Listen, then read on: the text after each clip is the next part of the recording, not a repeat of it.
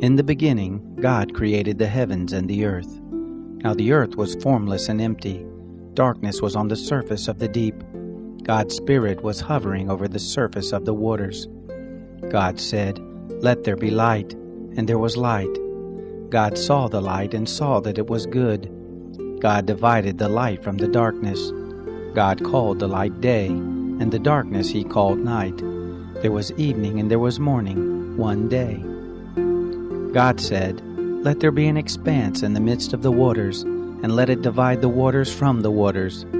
God made the expanse and divided the waters which were under the expanse from the waters which were above the expanse, and it was so. God called the expanse sky. There was evening and there was morning, a second day. God said, "Let the waters under the sky be gathered together to one place, and let the dry land appear," and it was so. God called the dry land earth, and the gathering together of the waters he called seas. God saw that it was good. God said, "Let the earth put forth grass, herbs yielding seed, and fruit trees bearing fruit after their kind, with its seed in it on the earth," and it was so.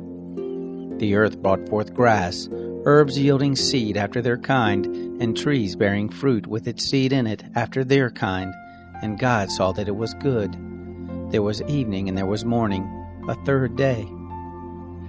God said, "Let there be lights in the expanse of the sky to divide the day from the night, and let them be for signs, and for seasons, and for days and years, and let them be for lights in the expanse of sky to give light on the earth," and it was so. God made the two great lights, the greater light to rule the day, and the lesser light to rule the night. He also made the stars. God set them in the expanse of sky to give light to the earth, and to rule over the day and over the night, and to divide the light from the darkness. God saw that it was good. There was evening and there was morning, a fourth day. God said, "Let the waters swarm with swarms of living creatures, and let birds fly above the earth in the open expanse of sky." God created the large sea creatures, and every living creature that moves, with which the waters swarmed after their kind, and every winged bird after its kind. God saw that it was good. God blessed them, saying, "Be fruitful and multiply, and fill the waters and the seas, and let birds multiply on the earth." There was evening and there was morning, a fifth day. God said, "Let the earth bring forth living creatures after their kind, cattle, creeping things, and animals of the earth after their kind," and it was so. God made the animals of the earth after their kind, and the cattle after their kind, and everything that creeps on the ground after its kind. God saw that it was good. God said, "Let us make man in our image, after our likeness, and let them have dominion over the fish of the sea, and over the birds of the sky, and over the cattle, and over all the earth, and over every creeping thing that creeps on the earth." God created man in his own image. In God's image he created him, male and female he created them. God blessed them. God said to them, "Be fruitful, multiply, fill the earth and subdue it. Have dominion over the fish of the sea, over the birds of the sky, and over every living thing that moves on the earth." God said, "Behold, I have given you every herb yielding seed, which is on the surface of all the earth, and every tree which bears fruit yielding seed. It will be your food. To every animal of the earth, and to every bird of the sky, and to everything that creeps on the earth in which there is life, I have given every green herb for food." And it was so. God saw everything that he had made, and behold, it was very good. There was evening and there was morning, the sixth day. The heavens and the earth were finished, and all the host of them. On the seventh day God finished his work which he had made, and he rested on the seventh day from all his work which he had made. God blessed the seventh day, and made it holy, because he rested in it from all his work which he had created and made. This is the history of the generations of the heavens and of the earth when they were created, in the day that the Lord God made earth and the heavens. No plant of the field was yet in the earth, and no herb of the field had yet sprung up, for the Lord God had not caused it to rain on the earth. There was not a man to till the ground, but a mist went up from the earth and watered the whole surface of the ground. The Lord God formed man from the dust of the ground, and breathed into his nostrils the breath of life, and man became a living soul. The Lord God planted a garden eastward in Eden, and there he put the man whom he had formed. Out of the ground the Lord God made every tree to grow that is pleasant to the sight and good for food, the tree of life also in the midst of the garden, and the tree of the knowledge of good and evil.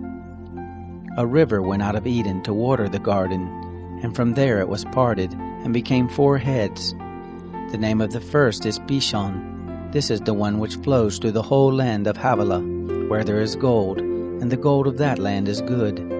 There is aromatic resin and the onyx stone. The name of the second river is Gihon, the same river that flows through the whole land of Cush. The name of the third river is Hiddekel. This is the one which flows in front of Assyria.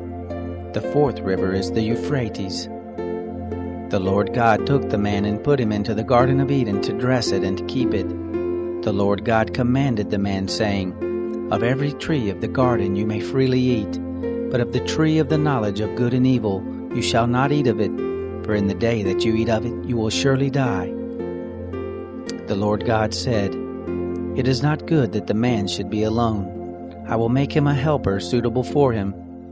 Out of the ground the Lord God formed every animal of the field and every bird of the sky, and brought them to the man to see what he would call them. Whatever the man called every living creature, that was its name. The man gave names to all cattle, and to the birds of the sky, and to every animal of the field. But for the man there was not found a helper suitable for him. The Lord God caused a deep sleep to fall on the man, and he slept. And he took one of his ribs and closed up the flesh in its place. He made the rib which the Lord God had taken from the man into a woman, and brought her to the man. The man said, This is now bone of my bones, and flesh of my flesh. She will be called woman, because she was taken out of man. Therefore a man will leave his father and his mother, and will join with his wife, and they will be one flesh. They were both naked, the man and his wife, and were not ashamed. Now the serpent was more subtle than any animal of the field which the Lord God had made. He said to the woman, Yes, has God said, You shall not eat of any tree of the garden? The woman said to the serpent, Of the fruit of the trees of the garden we may eat, but of the fruit of the tree which is in the midst of the garden God has said, You shall not eat of it, neither shall you touch it, lest you die. The serpent said to the woman, You won't surely die, for God knows that in the day you eat it, your eyes will be opened, and you will be like God, knowing good and evil. When the woman saw that the tree was good for food, and that it was a delight to the eyes, and that the tree was to be desired to make one wise, she took of the fruit of it and ate. And she gave some to her husband with her, and he ate. Both of their eyes were opened, and they knew that they were naked. They sewed fig leaves together and made themselves aprons. They heard the voice of the Lord God walking in the garden in the cool of the day, and the man and his wife hid themselves from the presence of the Lord God among the trees of the garden. The Lord God called to the man and said to him, Where are you? The man said, I heard your voice in the garden, and I was afraid, because I was naked and I hid myself. God said, Who told you that you were naked?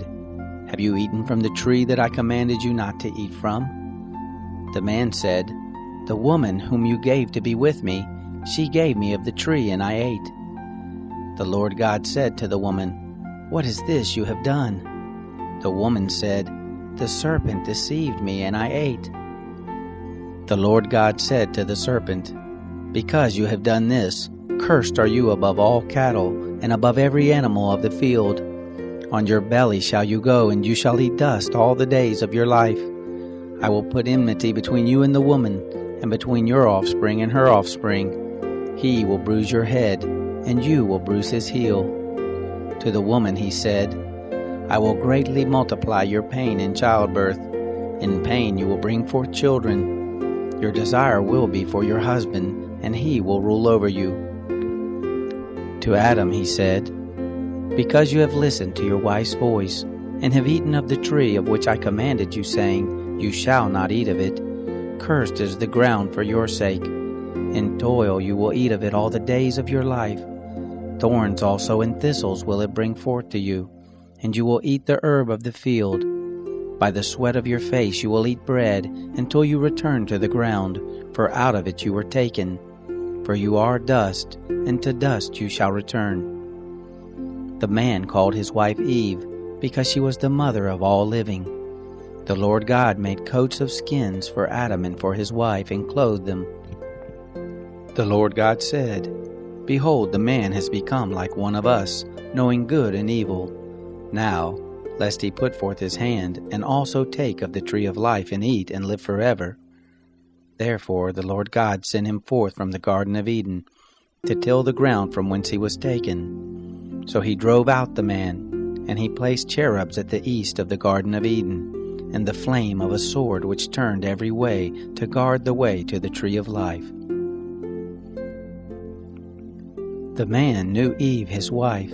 She conceived and gave birth to Cain, and said, "I have gotten a man with the Lord's help." Again she gave birth to Cain's brother Abel. Abel was a keeper of sheep, but Cain was a tiller of the ground. As time passed, it happened that Cain brought an offering to the Lord from the fruit of the ground. Abel also brought some of the firstborn of his flock and of the fat of it. The Lord respected Abel and his offering, but he didn't respect Cain and his offering. Cain was very angry, and the expression on his face fell. The Lord said to Cain, "Why are you angry? Why has the expression of your face fallen? If you do well, will it not be lifted up? If you don't do well, sin crouches at the door. Its desire is for you, but you are to rule over it." Cain said to Abel his brother, "Let's go into the field." It happened when they were in the field, that Cain rose up against Abel his brother and killed him. The Lord said to Cain, "Where is Abel, your brother?"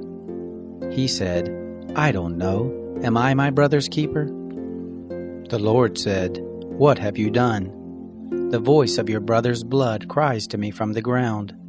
Now you are cursed because of the ground, which has opened its mouth to receive your brother's blood from your hand. From now on, when you till the ground, it won't yield its strength to you.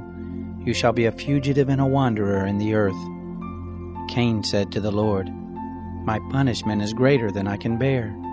Behold, you have driven me out this day from the surface of the ground. I will be hidden from your face, and I will be a fugitive and a wanderer in the earth.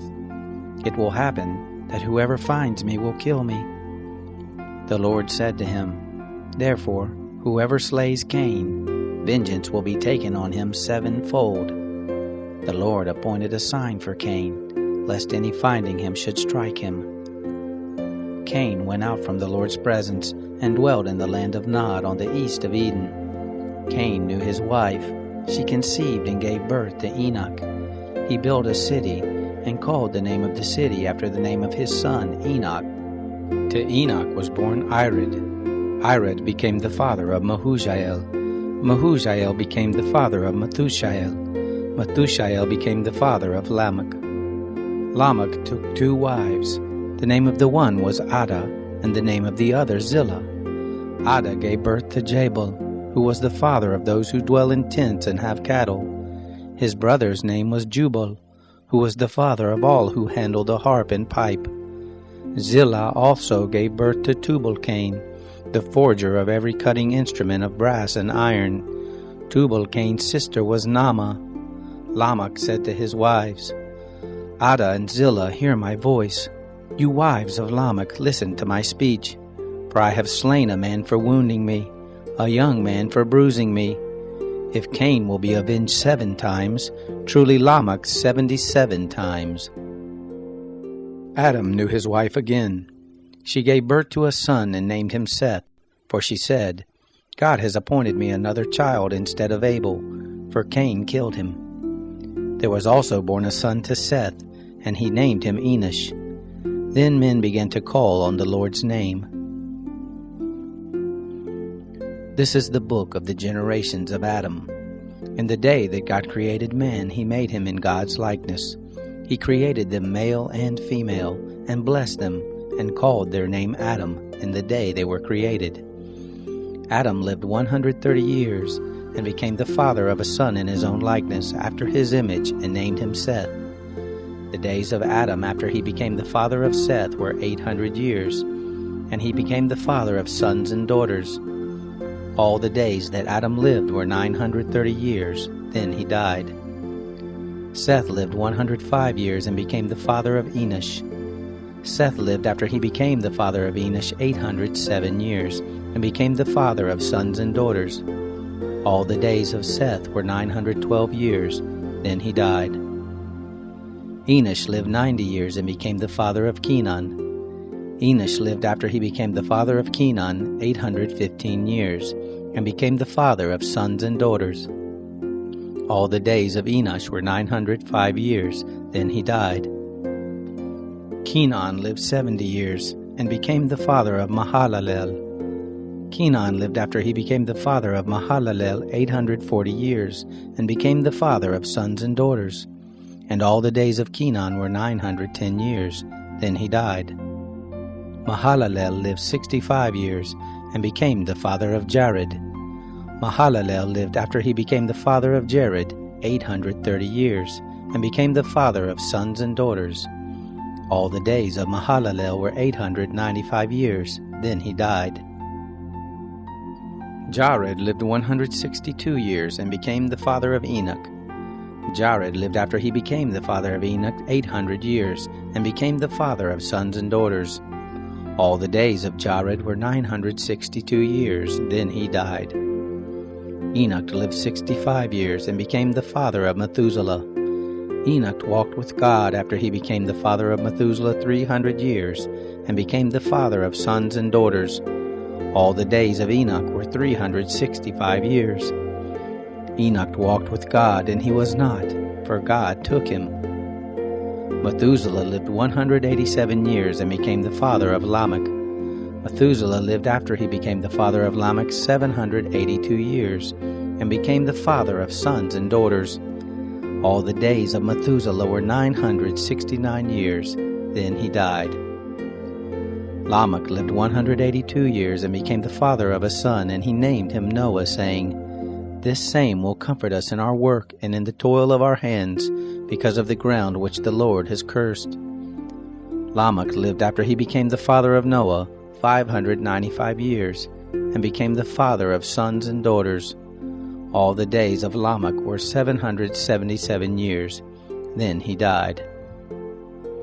Noah was 500 years old, and Noah became the father of Shem, Ham, and Japheth. It happened when men began to multiply on the surface of the ground, and daughters were born to them, that God's sons saw that men's daughters were beautiful, and they took for themselves wives of all that they chose. The Lord said, "My spirit will not strive with man forever, because he also is flesh, yet will his days be 120 years. The Nephilim were in the earth in those days, and also after that, when God's sons came to men's daughters. They bore children to them. The same were the mighty men who were of old, men of renown. The Lord saw that the wickedness of man was great in the earth, and that every imagination of the thoughts of his heart was only evil continually. The Lord was sorry that he had made man on the earth, and it grieved him in his heart. The Lord said, I will destroy man whom I have created from the surface of the ground, man, along with animals, creeping things, and birds of the sky, for I am sorry that I have made them. But Noah found favor in the Lord's eyes. This is the history of the generations of Noah. Noah was a righteous man, blameless among the people of his time. Noah walked with God. Noah became the father of 3 sons, Shem, Ham, and Japheth. The earth was corrupt before God, and the earth was filled with violence. God saw the earth, and saw that it was corrupt, for all flesh had corrupted their way on the earth. God said to Noah, The end of all flesh has come before me, for the earth is filled with violence through them. Behold, I will destroy them with the earth. Make an ark of gopher wood. You shall make rooms in the ark, and shall seal it inside and outside with pitch. This is how you shall make it. The length of the ark will be 300 cubits, the breadth of it 50 cubits, and the height of it 30 cubits. You shall make a roof in the ark, and to a cubit shall you finish it upward. You shall set the door of the ark in the side of it. You shall make it with lower, second, and third levels. I, even I, do bring the flood of waters on this earth to destroy all flesh having the breath of life from under the sky. Everything that is in the earth will die. But I will establish my covenant with you. You shall come into the ark, you, your sons, your wife, and your sons' wives with you. Of every living thing of all flesh, you shall bring 2 of every sort into the ark, to keep them alive with you. They shall be male and female. Of the birds after their kind, of the cattle after their kind, of every creeping thing of the ground after its kind, 2 of every sort shall come to you to keep them alive. Take with you of all food that is eaten, and gather it to you, and it will be food for you and for them. Thus Noah did, according to all that God commanded him, so he did. The Lord said to Noah, Come with all of your household into the ark, for I have seen your righteousness before me in this generation. You shall take 7 pairs of every clean animal with you, the male and his female. Of the animals that are not clean, take 2, the male and his female. Also of the birds of the sky, 7 and 7, male and female, to keep seed alive on the surface of all the earth. In 7 days I will cause it to rain on the earth for 40 days and 40 nights. Every living thing that I have made I will destroy from the surface of the ground. Noah did everything that the Lord commanded him. Noah was 600 years old when the flood of waters came on the earth. Noah went into the ark with his sons, his wife, and his sons' wives, because of the waters of the flood. Clean animals, animals that are not clean, birds, and everything that creeps on the ground, went by pairs to Noah into the ark, male and female, as God commanded Noah. It happened after the 7 days that the waters of the flood came on the earth. In the 600th year of Noah's life, in the 2nd month, on the 17th day of the month, on the same day all the fountains of the great deep were burst open, and the sky's windows were opened. The rain was on the earth 40 days and 40 nights. In the same day, Noah and Shem, Ham, and Japheth, the sons of Noah, and Noah's wife, and the 3 wives of his sons with them, entered into the ark. They and every animal after its kind, all the cattle after their kind, every creeping thing that creeps on the earth after its kind, and every bird after its kind, every bird of every sort. They went to Noah into the ark by pairs of all flesh with the breath of life in them. Those who went in, male and female of all flesh, as God commanded him, and the Lord shut him in. The flood was 40 days on the earth. The waters increased and lifted up the ark, and it was lifted up above the earth. The waters prevailed and increased greatly on the earth, and the ark floated on the surface of the waters. The waters prevailed exceedingly on the earth. All the high mountains that were under the whole sky were covered. The waters prevailed 15 cubits upward, and the mountains were covered. All flesh died that moved on the earth, including birds, cattle, animals, every creeping thing that creeps on the earth, and every man. All in whose nostrils was the breath of the Spirit of life, of all that was on the dry land, died.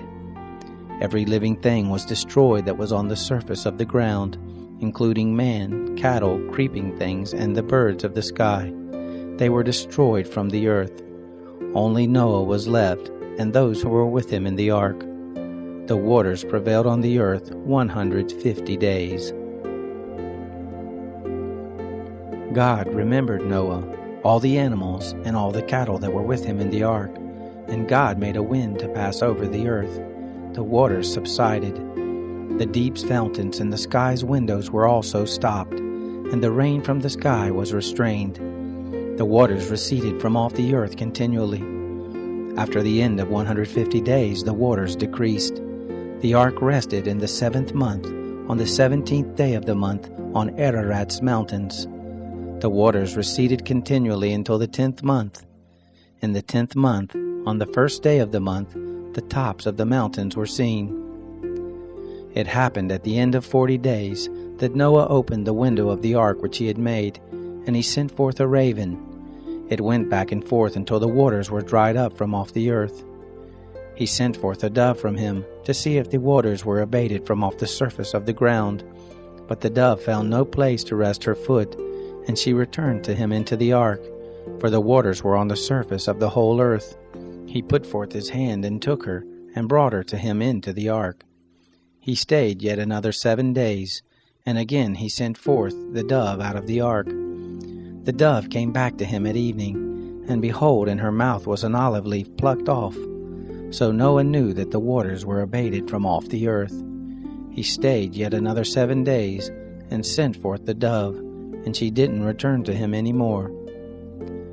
It happened in the 601st year, in the 1st month, in the 1st day of the month, the waters were dried up from off the earth. Noah removed the covering of the ark and looked. He saw that the surface of the ground was dried. In the 2nd month, on the 27th day of the month, the earth was dry. God spoke to Noah, saying, Go forth from the ark, you and your wife, and your sons wives with you.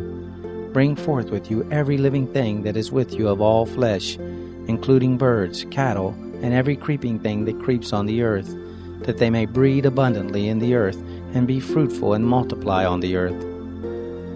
Noah went forth with his sons, his wife, and his sons' wives with him. Every animal, every creeping thing, and every bird, whatever moves on the earth after their families, went forth out of the ark. Noah built an altar to the Lord, and took of every clean animal, and of every clean bird, and offered burnt offerings on the altar. The Lord smelled the sweet savor. The Lord said in his heart, I will not again curse the ground any more for man's sake, because the imagination of man's heart is evil from his youth. Neither will I ever again strike everything living as I have done. While the earth remains, seed time and harvest, and cold and heat, and summer and winter, and day and night shall not cease. God blessed Noah and his sons, and said to them, Be fruitful and multiply, and replenish the earth. The fear of you and the dread of you will be on every animal of the earth, and on every bird of the sky. Everything that the ground teems with, and all the fish of the sea are delivered into your hand. Every moving thing that lives will be food for you. As the green herb, I have given everything to you. But flesh with the life of it, the blood of it, you shall not eat. I will surely require your blood of your lives. At the hand of every animal I will require it. At the hand of man, even at the hand of every man's brother, I will require the life of man. Whoever sheds man's blood, by man will his blood be shed, for in the image of God made he man. Be fruitful and multiply.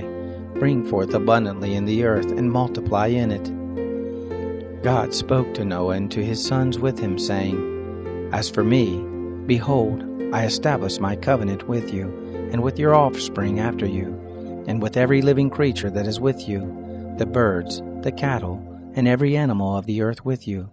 Of all that go out of the ark, even every animal of the earth, I will establish my covenant with you. Neither will all flesh be cut off any more by the waters of the flood, neither will there any more be a flood to destroy the earth. God said, This is the token of the covenant which I make between me and you, and every living creature that is with you, for perpetual generations. I set my rainbow in the cloud, and it will be for a sign of a covenant between me and the earth. It will happen, when I bring a cloud over the earth, that the rainbow will be seen in the cloud, and I will remember my covenant, which is between me and you, and every living creature of all flesh, and the waters will no more become a flood to destroy all flesh. The rainbow will be in the cloud. I will look at it, that I may remember the everlasting covenant between God and every living creature of all flesh that is on the earth. God said to Noah, This is the token of the covenant which I have established between me and all flesh that is on the earth. The sons of Noah who went forth from the ark were Shem, Ham, and Japheth. Ham is the father of Canaan. These three were the sons of Noah, and from these the whole earth was populated. Noah began to be a farmer and planted a vineyard. He drank of the wine and got drunk. He was uncovered within his tent. Ham, the father of Canaan, saw the nakedness of his father and told his two brothers outside. Shem and Japheth took a garment and laid it on both their shoulders, went in backwards, and covered the nakedness of their father. Their faces were backwards, and they didn't see their father's nakedness. Noah awoke from his wine and knew what his youngest son had done to him. He said, "Cursed be Canaan. A servant of servants will he be to his brothers." He said, "Blessed be the Lord, the God of Shem. Let Canaan be his servant." God enlarged Japheth. Let him dwell in the tents of Shem. Let Canaan be his servant. Noah lived 350 years after the flood. All the days of Noah were 950 years. Then he died. Now this is the history of the generations of the sons of Noah, and of Shem, Ham, and Japheth. Sons were born to them after the flood. The sons of Japheth: Gomer, Magog, Madai, Javan, Tubal, Meshech, and Tiras. The sons of Gomer: Ashkenaz, Riphath, and Togarmah. The sons of Javan: Elisha, Tarshish, Kittim, and Dodanim. Of these were the isles of the nations divided in their lands, everyone after his language, after their families in their nations. The sons of Ham: Cush, Mizraim, Put, and Canaan. The sons of Cush: Seba, Havilah, Sabta, Rama, and Sabteka. The sons of Rama: Sheba and Dedan. Cush became the father of Nimrod. He began to be a mighty one in the earth. He was a mighty hunter before the Lord. Therefore it is said, like Nimrod, a mighty hunter before the Lord. The beginning of his kingdom was Babel, Erech, Akkad, and Calneh in the land of Shinar. Out of that land he went forth into Assyria and built Nineveh, Rehoboth, Ir, Kala, and Resen between Nineveh and Kala. The same is the great city. Mizraim became the father of Ludum, Anamim, Lehabim, and Naphtuhim, Pathrusim, Casluhim, which the Philistines descended from, and Caphtorim. Canaan became the father of Sidon, his firstborn, Heth, the Jebusite, the Amorite, the Girgashite, the Hivite, the Archite, the Sinite, the Arvadite, the Zemarite, and the Hamathite. Afterward the families of the Canaanites were spread abroad. The border of the Canaanites was from Sidon, as you go toward Gerar to Gaza, as you go toward Sodom, Gomorrah, Admah, and Zeboim to Lasha. These are the sons of Ham after their families, after their languages, in their lands, in their nations. To Shem, the father of all the children of Eber, the elder brother of Japheth, to him also were born children. The sons of Shem: Elam, Asher, Arpachshad, Lud, and Aram. The sons of Aram: Uz, Hul, Gether, and Mash. Arpachshad became the father of Shelah. Shelah became the father of Eber. To Eber were born two sons. The name of the one was Peleg, for in his days was the earth divided. His brother's name was Joktan. Joktan became the father of Almodad, Shelef, Hazmarpheth, Jerah, Hadoram, Usal, Dikla, Hobal, Abimael, Sheba, Ophir, Havilah, and Jobab. All these were the sons of Joktan. Their dwelling was from Misha as you go toward Sephar, the mountain of the east. These are the sons of Shem after their families, after their languages, in their lands, after their nations. These are the families of the sons of Noah after their generations in their nations. Of these were the nations divided in the earth after the flood. The whole earth was of one language and of one speech. It happened, as they traveled east, that they found a plain in the land of Shinar, and they lived there. They said one to another, Come, let's make brick and burn them thoroughly. They had brick for stone, and they used tar for mortar. They said, Come, let's build us a city and a tower, whose top reaches to the sky, and let's make us a name, lest we be scattered abroad on the surface of the whole earth. The Lord came down to see the city and the tower which the children of men built. The Lord said, Behold, they are one people, and they have all one language, and this is what they begin to do. Now nothing will be withheld from them which they intend to do. Come, let's go down, and there confuse their language, that they may not understand one another's speech. So the Lord scattered them abroad from there on the surface of all the earth. They stopped building the city. Therefore the name of it was called Babel, because the Lord confused the language of all the earth there. From there the Lord scattered them abroad on the surface of all the earth. This is the history of the generations of Shem. Shem was 100 years old, and became the father of Arpachshad 2 years after the flood. Shem lived after he became the father of Arpachshad 500 years, and became the father of sons and daughters. Arpachshad lived 35 years, and became the father of Shelah. Arpachshad lived after he became the father of Shelah 403 years, and became the father of sons and daughters. Shelah lived 30 years, and became the father of Eber. And Shelah lived after he became the father of Eber 403 years, and became the father of sons and daughters. Eber lived 34 years, and became the father of Peleg. Eber lived after he became the father of Peleg 430 years, and became the father of sons and daughters. Peleg lived 30 years, and became the father of Reu. Peleg lived after he became the father of Reu 209 years, and became the father of sons and daughters. Reu lived 32 years, and became the father of Serug. Reu lived after he became the father of Serug 207 years, and became the father of sons and daughters.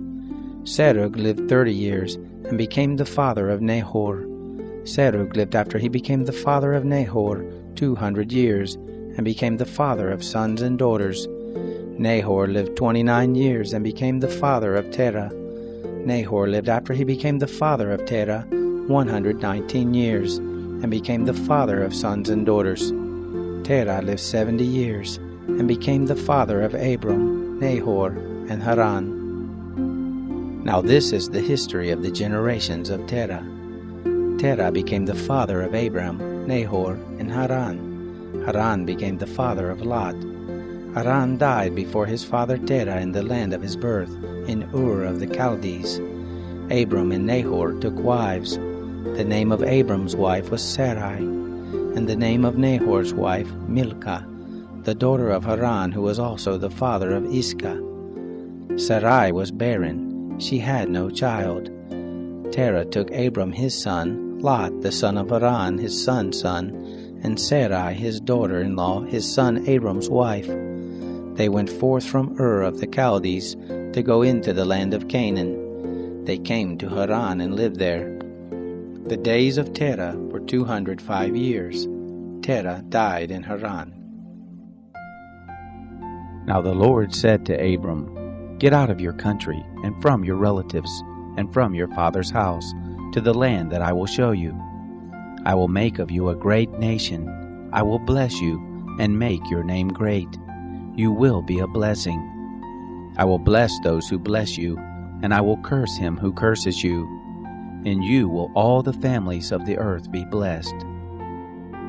So Abram went as the Lord had spoken to him. Lot went with him. Abram was 75 years old when he departed out of Haran. Abram took Sarai his wife, Lot his brother's son, all their substance that they had gathered, and the souls who they had gotten in Haran.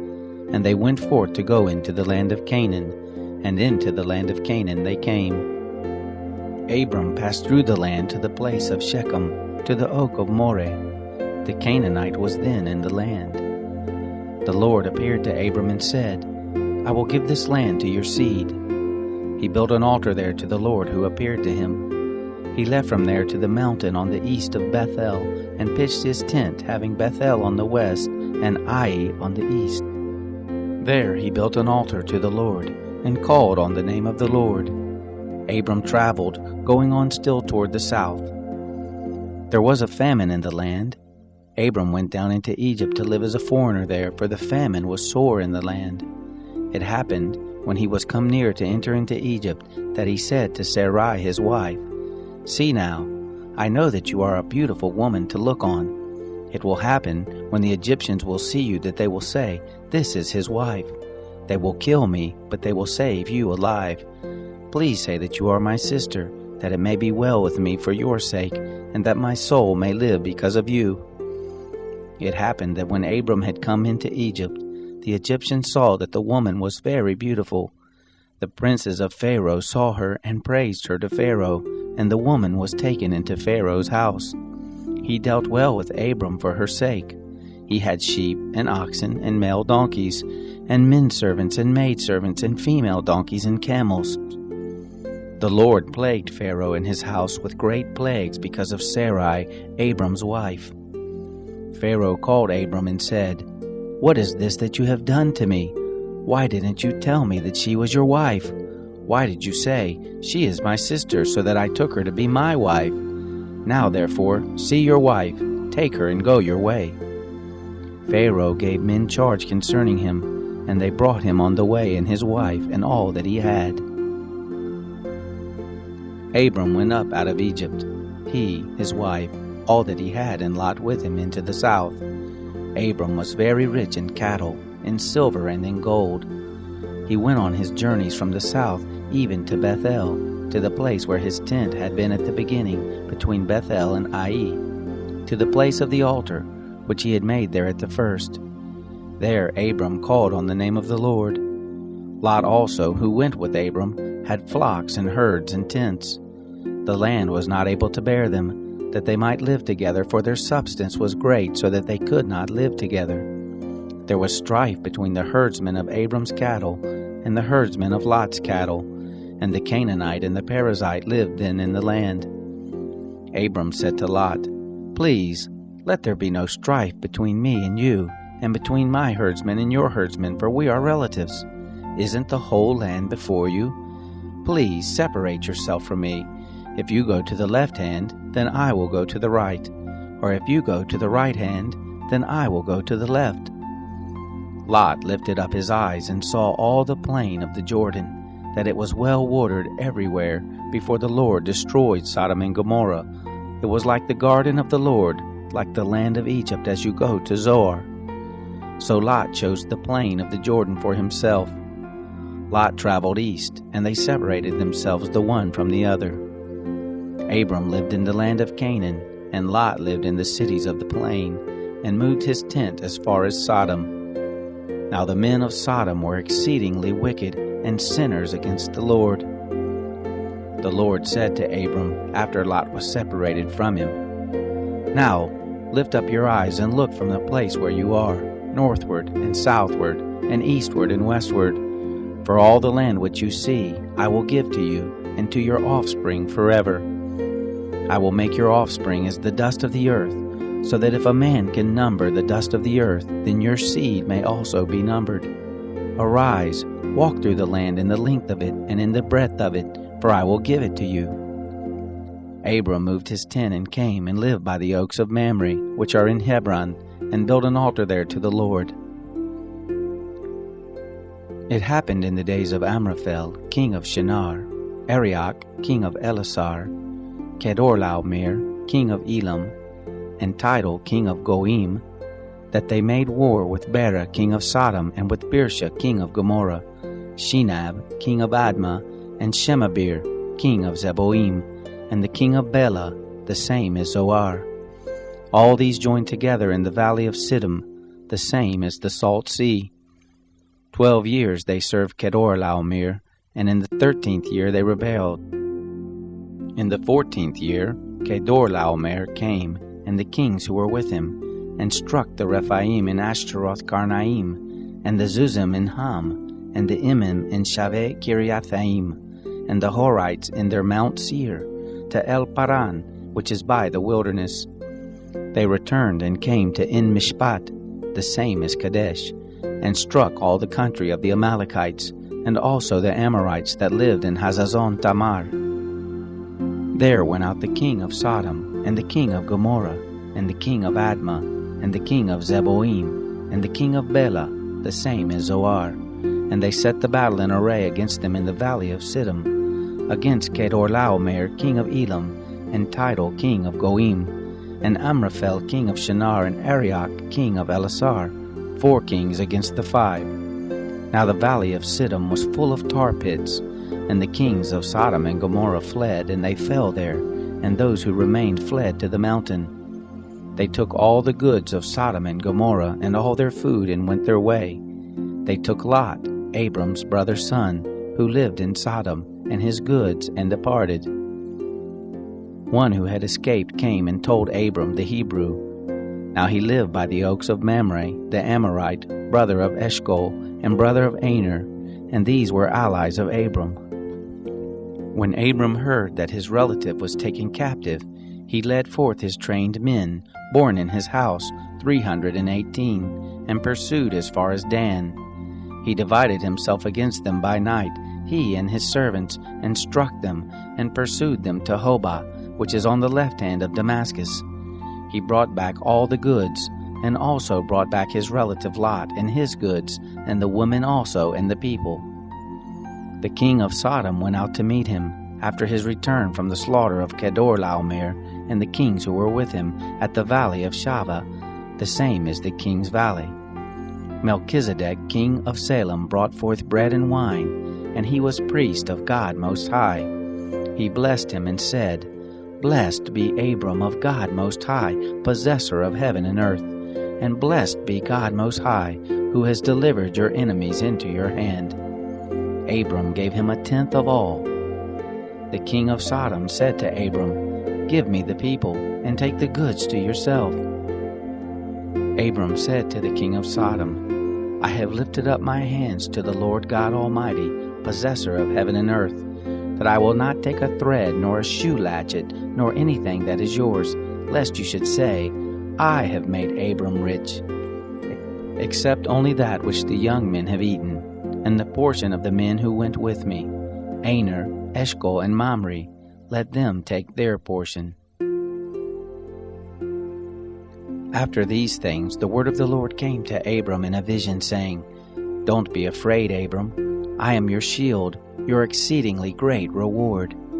Abram said, Lord God, what will you give me, seeing I go childless, and he who will inherit my estate is Eliezer of Damascus? Abram said, Behold, to me you have given no seed, and behold, one born in my house is my heir. Behold, the word of the Lord came to him, saying, This man will not be your heir, but he who will come forth out of your own body will be your heir. The Lord brought him outside and said, Look now toward the sky, and count the stars if you are able to count them. He said to Abram, So shall your seed be. He believed in the Lord, and he reckoned it to him for righteousness. He said to him, I am the Lord who brought you out of Ur of the Chaldees, to give you this land to inherit it. He said, Lord God, how will I know that I will inherit it?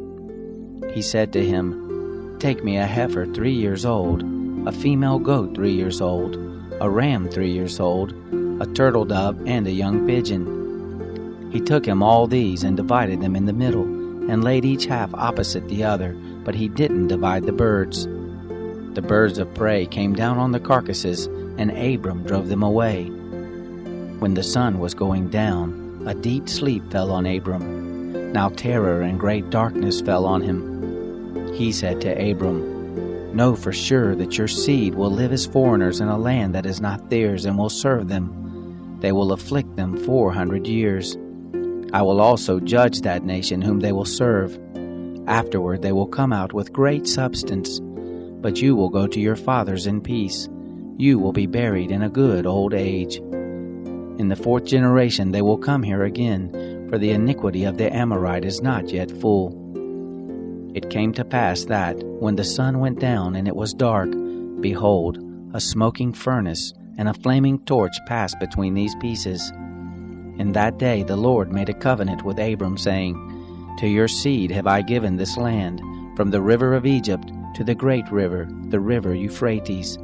The Kenites, the Kenizzites, the Cadmonites, the Hittites, the Perizzites, the Rephaim, the Amorites, the Canaanites, the Girgashites, and the Jebusites. Now Sarai, Abram's wife, bore him no children. She had a handmaid, an Egyptian, whose name was Hagar. Sarai said to Abram, "See now, the Lord has restrained me from bearing. Please go into my handmaid. It may be that I will obtain children by her." Abram listened to the voice of Sarai. Sarai, Abram's wife, took Hagar the Egyptian, her handmaid, after Abram had lived 10 years in the land of Canaan, and gave her to Abram her husband to be his wife. He went in to Hagar, and she conceived. When she saw that she had conceived, her mistress was despised in her eyes. Sarai said to Abram, "This wrong is your fault. I gave my handmaid into your bosom, and when she saw that she had conceived, I was despised in her eyes. The Lord judge between me and you." But Abram said to Sarai, "Behold, your maid is in your hand. Do to her whatever is good in your eyes." Sarai dealt harshly with her, and she fled from her face. The angel of the Lord found her by a fountain of water in the wilderness, by the fountain in the way to Shur. He said, "Hagar, Sarai's handmaid, where did you come from? Where are you going?" She said, "I am fleeing from the face of my mistress Sarai." The angel of the Lord said to her, "Return to your mistress and submit yourself under her hands." The angel of the Lord said to her, "I will greatly multiply your seed, and they will not be numbered for multitude." The angel of the Lord said to her, "Behold, you are with child, and will bear a son. You shall call his name Ishmael, because the Lord has heard your affliction. He will be like a wild donkey among men.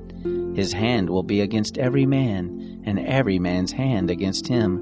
He will live opposite all of his brothers." She called the name of the Lord, who spoke to her, "You are a God who sees." For she said, "Have I even stayed alive after seeing him?" Therefore the well was called Beer Lahai-roi. Behold, it is between Kadesh and Bered. Hagar bore a son for Abram. Abram called the name of his son, whom Hagar bore, Ishmael. Abram was 86 years old when Hagar bore Ishmael to Abram. When Abram was 99 years old, the Lord appeared to Abram and said to him, "I am God Almighty. Walk before me and be blameless. I will make my covenant between me and you, and will multiply you exceedingly." Abram fell on his face. God talked with him, saying, "As for me, behold, my covenant is with you. You will be the father of a multitude of nations. Neither will your name any more be called Abram, but your name will be Abraham, for the father of a multitude of nations have I made you. I will make you exceeding fruitful, and I will make nations of you. Kings will come out of you. I will establish my covenant between me and you, and your seed after you throughout their generations, for an everlasting covenant, to be a God to you, and to your seed after you. I will give to you, and to your seed after you, the land where you are traveling, all the land of Canaan, for an everlasting possession. I will be their God." God said to Abraham, "As for you, you will keep my covenant, you and your seed after you throughout their generations. This is my covenant which you shall keep between me and you and your seed after you. Every male among you shall be circumcised. You shall be circumcised in the flesh of your foreskin. It will be a token of a covenant between me and you. He who is 8 days old will be circumcised among you, every male throughout your generations, he who is born in the house or bought with money of any foreigner who is not of your seed. He who is born in your house, and he who is brought with your money must be circumcised. My covenant will be in your flesh for an everlasting covenant. The uncircumcised male who is not circumcised in the flesh of his foreskin, that soul shall be cut off from his people. He has broken my covenant." God said to Abraham, "As for Sarai your wife, you shall not call her name Sarai, but her name will be Sarah. I will bless her, and moreover I will give you a son by her. Yes, I will bless her, and she will be a mother of nations. Kings of peoples will come from her." Then Abraham fell on his face and laughed, and said in his heart, "Will a child be born to him who is 100 years old? Will Sarah, who is 90 years old, give birth?" Abraham said to God, "Oh, that Ishmael might live before you." God said, "No, but Sarah your wife will bear you a son. You shall call his name Isaac. I will establish my covenant with him for an everlasting covenant for his seed after him. As for Ishmael, I have heard you. Behold, I have blessed him, and will make him fruitful, and will multiply him exceedingly. He will become the father of 12 princes, and I will make him a great nation. But my covenant I will establish with Isaac, whom Sarah will bear to you at this time next year." When he had finished talking with him, God went up from Abraham. Abraham took Ishmael his son, all who were born in his house, and all who were bought with his money, every male among the men of Abraham's house, and circumcised the flesh of their foreskin in the same day, as God had said to him. Abraham was 99 years old when he was circumcised in the flesh of his foreskin. Ishmael his son was 13 years old when he was circumcised in the flesh of his foreskin. In the same day both Abraham and Ishmael his son were circumcised. All the men of his house, those born in the house and those bought with money of a foreigner, were circumcised with him. The Lord appeared to him by the oaks of Mamre, as he sat in the tent door in the heat of the day. He lifted up his eyes and looked, and saw that 3 men stood opposite him. When he saw them, he ran to meet them from the tent door, and bowed himself to the earth, and said, "My Lord, if now I have found favor in your sight, please don't go away from your servant. Now let a little water be fetched, wash your feet, and rest yourselves under the tree. I will get a morsel of bread, so you can refresh your heart.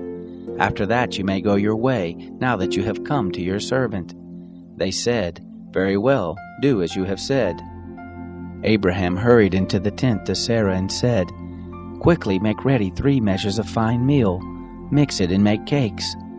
Abraham ran to the herd and fetched a tender and good calf and gave it to the servant. He hurried to dress it. He took butter, milk, and the calf which he had dressed, and set it before them. He stood by them under the tree, and they ate. They said to him, "Where is Sarah your wife?" He said, "See, in the tent."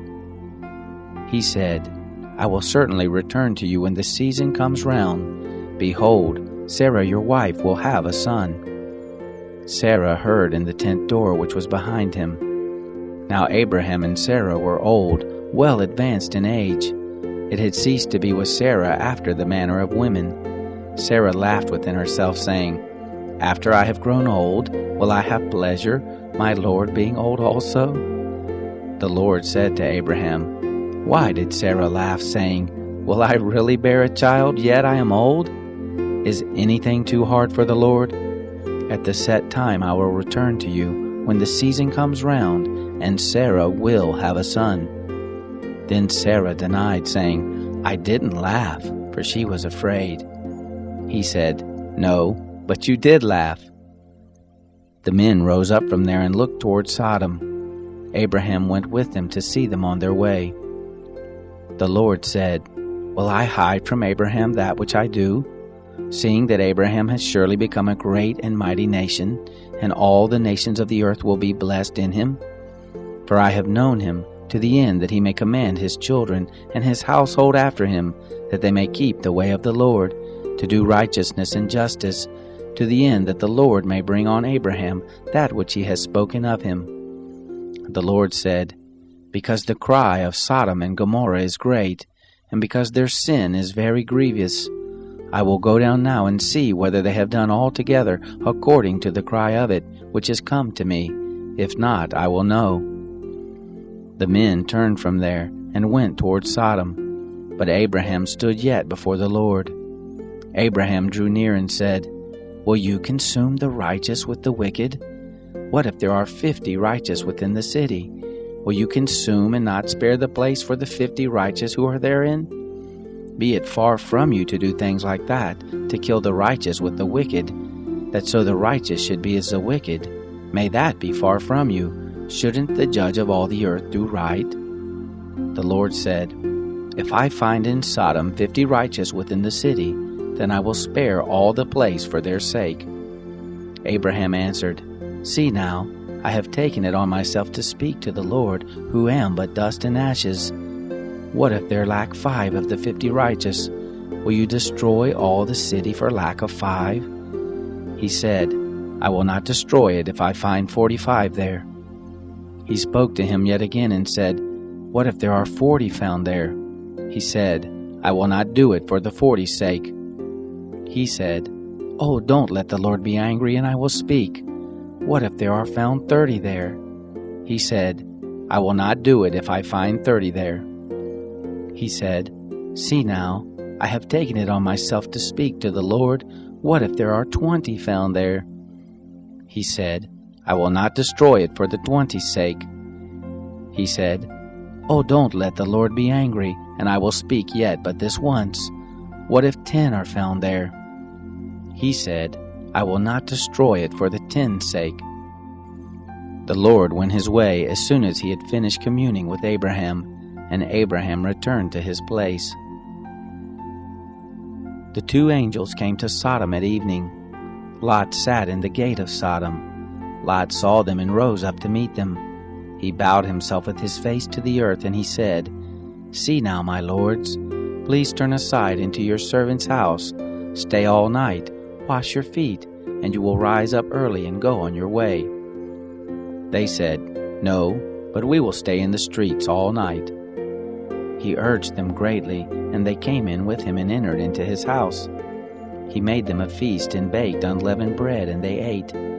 But before they lay down, the men of the city, the men of Sodom, surrounded the house, both young and old, all the people from every quarter. They called to Lot and said to him, "Where are the men who came into you this night? Bring them out to us, that we may have sex with them." Lot went out to them to the door and shut the door after him. He said, "Please, my brothers, don't act so wickedly. See now, I have 2 virgin daughters. Please let me bring them out to you, and do you to them as is good in your eyes. Only don't do anything to these men, because they have come under the shadow of my roof." They said, "Stand back." They said, "This fellow came in to live as a foreigner, and he appoints himself a judge. Now we will deal worse with you than with them." They pressed hard on the man, even Lot, and drew near to break the door. But the men put forth their hand, and brought Lot into the house to them, and shut the door. They struck the men who were at the door of the house with blindness, both small and great, so that they wearied themselves to find the door.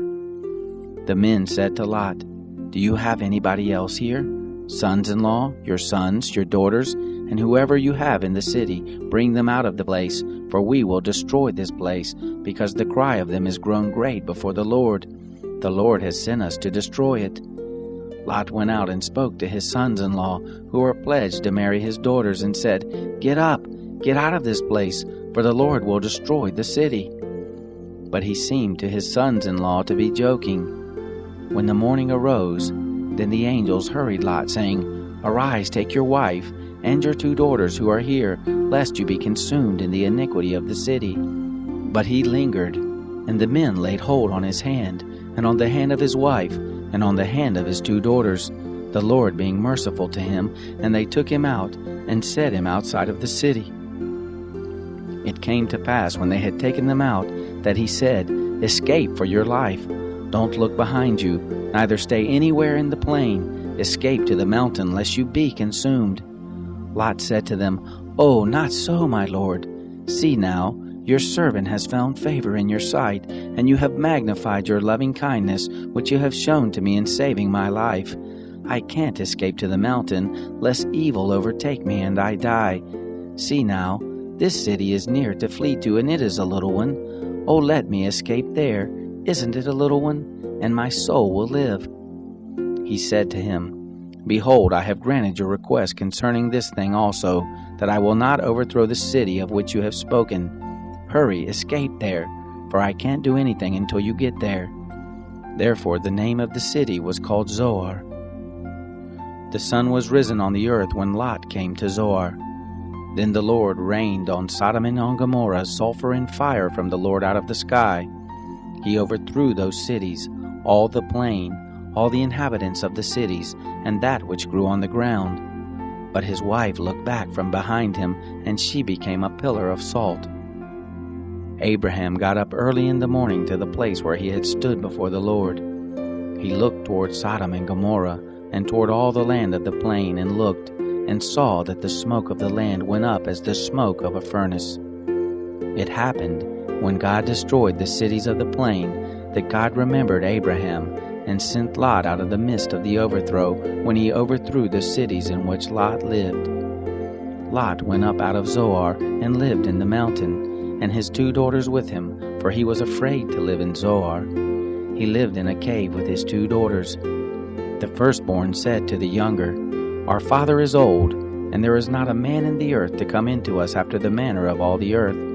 Come, let's make our father drink wine, and we will lie with him, that we may preserve our father's seed. They made their father drink wine that night, and the firstborn went in and lay with her father. He didn't know when she lay down, nor when she arose. It came to pass on the next day that the firstborn said to the younger, Behold, I lay last night with my father. Let us make him drink wine again tonight. You go in and lie with him, that we may preserve our father's seed. They made their father drink wine that night also. The younger arose and lay with him. He didn't know when she lay down, nor when she arose. Thus both of Lot's daughters were with child by their father. The firstborn bore a son, and named him Moab. The same is the father of the Moabites to this day. The younger also bore a son, and called his name Ben-Ami. The same is the father of the children of Ammon to this day. Abraham traveled from there toward the land of the south, and lived between Kadesh and Shur. He lived as a foreigner in Gerar. Abraham said about Sarah his wife, She is my sister. Abimelech king of Gerar sent and took Sarah. But God came to Abimelech in a dream of the night and said to him, Behold, you are a dead man, because of the woman whom you have taken, for she is a man's wife. Now Abimelech had not come near her. He said, Lord, will you kill even a righteous nation? Didn't he tell me she is my sister? She, even she herself said, He is my brother. In the integrity of my heart and the innocence of my hands have I done this. God said to him in the dream, Yes, I know that in the integrity of your heart you have done this, and I also withheld you from sinning against me.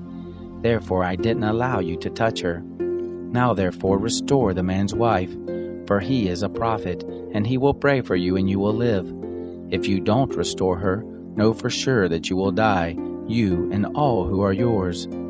Abimelech rose early in the morning and called all his servants, and told all these things in their ear.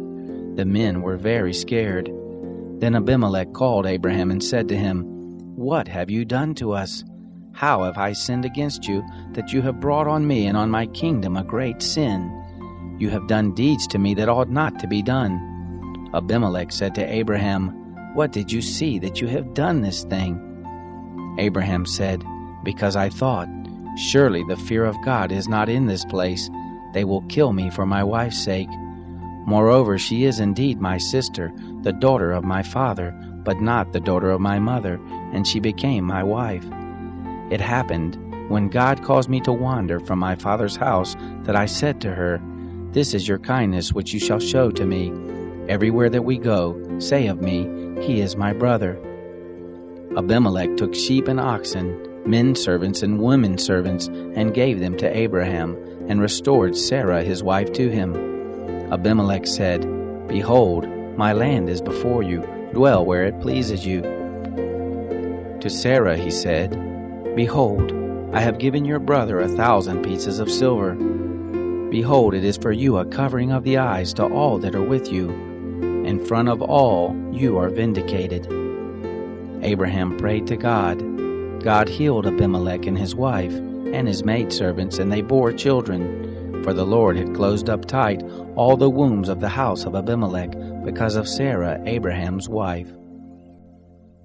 The Lord visited Sarah as he had said, And the Lord did to Sarah as he had spoken. Sarah conceived, and bore Abraham a son in his old age, at the set time of which God had spoken to him. Abraham called his son who was born to him, whom Sarah bare to him, Isaac. Abraham circumcised his son Isaac when he was 8 days old, as God had commanded him. Abraham was 100 years old when his son Isaac was born to him.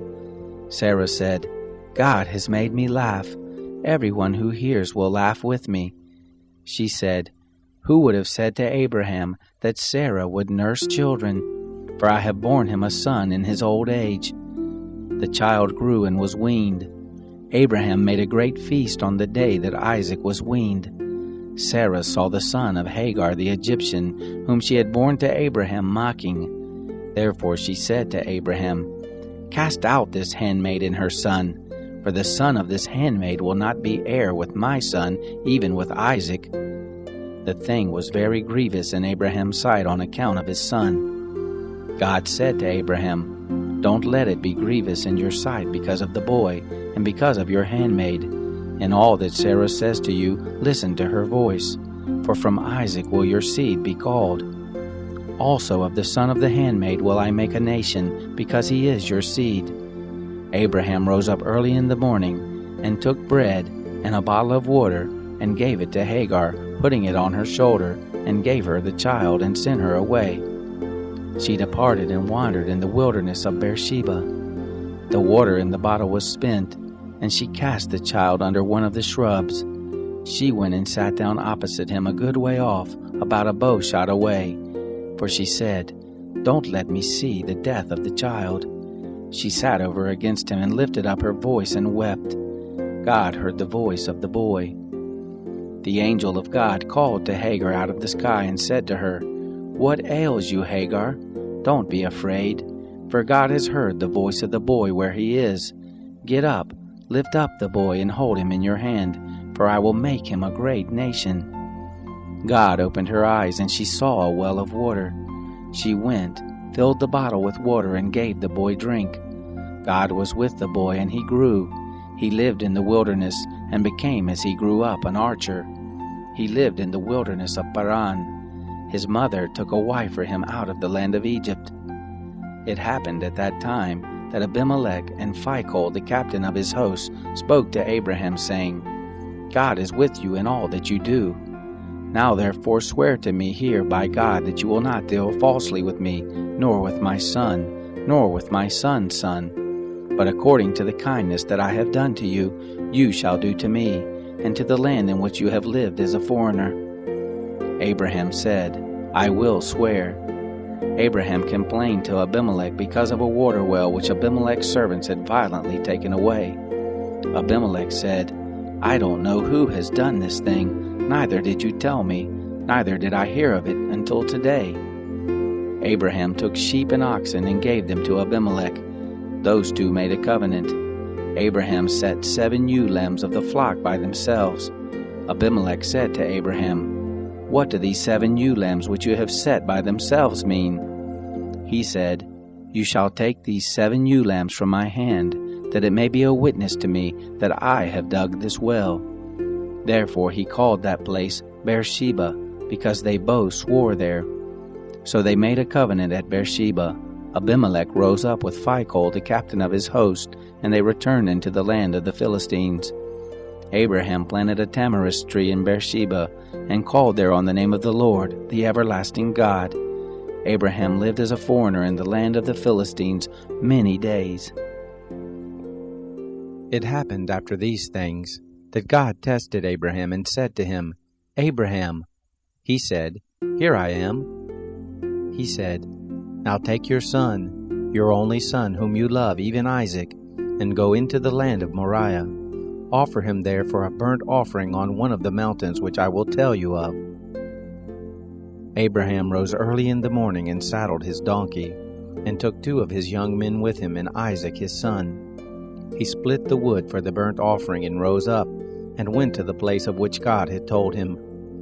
On the 3rd day Abraham lifted up his eyes and saw the place far off. Abraham said to his young men, Stay here with the donkey. The boy and I will go yonder. We will worship, and come back to you." Abraham took the wood of the burnt offering and laid it on his son Isaac. He took in his hand the fire and the knife. They both went together. Isaac spoke to Abraham his father and said, "My father?" He said, "Here I am, my son." He said, "Here is the fire and the wood, but where is the lamb for a burnt offering?" Abraham said, "God will provide himself the lamb for a burnt offering, my son." So they both went together. They came to the place which God had told him of. Abraham built the altar there and laid the wood in order, bound Isaac his son, and laid him on the altar on the wood. Abraham stretched forth his hand and took the knife to kill his son. The angel of the Lord called to him out of the sky and said, "Abraham, Abraham." He said, "Here I am." He said, "Don't lay your hand on the boy, neither do anything to him, for now I know that you fear God, seeing that you have not withheld your son, your only son, from me." Abraham lifted up his eyes and looked, and saw that behind him was a ram caught in the thicket by his horns. Abraham went and took the ram, and offered him up for a burnt offering instead of his son. Abraham called the name of that place Yahweh-Jireh, as it is said to this day, "In the Lord's mountain it will be provided." The angel of the Lord called to Abraham a second time out of the sky and said, "I have sworn by myself, says the Lord, because you have done this thing and have not withheld your son, your only son, that in blessing I will bless you, and in multiplying I will multiply your seed as the stars of the heavens, and as the sand which is on the seashore. Your seed will possess the gate of his enemies. In your seed will all the nations of the earth be blessed, because you have obeyed my voice." So Abraham returned to his young men, and they rose up and went together to Beersheba. Abraham lived at Beersheba. It happened after these things that it was told Abraham, saying, "Behold, Milcah, she also has borne children to your brother Nahor, Uz his firstborn, Buz his brother, Kemuel the father of Aram, Chesed, Hazo, Pildash, Jidlaph, and Bethuel. Bethuel became the father of Rebekah. These 8 Milcah bore to Nahor, Abraham's brother. His concubine, whose name was Reumah, also bare Tebah, Gaham, Tahash, and Maacah. Sarah lived 127 years. These were the years of Sarah's life. Sarah died in Kiriath Arba, the same as Hebron, in the land of Canaan. Abraham came to mourn for Sarah and to weep for her. Abraham rose up from before his dead and spoke to the children of Heth, saying, "I am a stranger and a foreigner living with you. Give me a possession of a burying place with you, that I may bury my dead out of my sight." The children of Heth answered Abraham, saying to him, "Hear us, my lord. You are a prince of God among us. In the choice of our tombs bury your dead. None of us will withhold from you his tomb, but that you may bury your dead." Abraham rose up and bowed himself to the people of the land, even to the children of Heth. He talked with them, saying, "If it be your mind that I should bury my dead out of my sight, hear me, and entreat for me to Ephron the son of Zohar, that he may give me the cave of Machpelah, which he has, which is in the end of his field. For the full price let him give it to me in the midst of you for a possession of a burying place." Now Ephron was sitting in the midst of the children of Heth. Ephron the Hittite answered Abraham in the hearing of the children of Heth, even of all who went in at the gate of his city, saying, "No, my lord, hear me. I give you the field, and I give you the cave that is in it. In the presence of the children of my people I give it to you. Bury your dead." Abraham bowed himself down before the people of the land. He spoke to Ephron in the audience of the people of the land, saying, "But if you will, please hear me. I will give the price of the field. Take it from me, and I will bury my dead there." Ephron answered Abraham, saying to him, "My lord, listen to me. What is a piece of land worth 400 shekels of silver between me and you? Therefore bury your dead." Abraham listened to Ephron. Abraham weighed to Ephron the silver which he had named in the audience of the children of Heth, 400 shekels of silver, according to the current merchant standard. So the field of Ephron, which was in Machpelah, which was before Mamre, the field, the cave which was therein, and all the trees that were in the field, that were in all the border of it round about, were made sure to Abraham for a possession in the presence of the children of Heth, before all who went in at the gate of his city. After this, Abraham buried Sarah his wife in the cave of the field of Machpelah before Mamre, the same is Hebron, in the land of Canaan. The field and the cave that is therein were made sure to Abraham for a possession of a burying place by the children of Heth. Abraham was old and well stricken in age. The Lord had blessed Abraham in all things. Abraham said to his servant, the elder of his house who ruled over all that he had, "Please put your hand under my thigh. I will make you swear by the Lord, the God of heaven and the God of the earth, that you shall not take a wife for my son of the daughters of the Canaanites among whom I live. But you shall go to my country and to my relatives, and take a wife for my son Isaac." The servant said to him, "What if the woman isn't willing to follow me to this land? Must I bring your son again to the land you came from?" Abraham said to him, "Beware that you don't bring my son there again. The Lord, the God of heaven, who took me from my father's house and from the land of my birth, who spoke to me and who swore to me, saying, 'I will give this land to your seed,' he will send his angel before you, and you shall take a wife for my son from there. If the woman isn't willing to follow you, then you shall be clear from this my oath. Only you shall not bring my son there again." The servant put his hand under the thigh of Abraham his master, and swore to him concerning this matter. The servant took 10 camels of his master's camels and departed, having all goodly things of his master's in his hand. He arose and went to Mesopotamia, to the city of Nahor. He made the camels kneel down outside the city by the well of water at the time of evening, the time that women go out to draw water.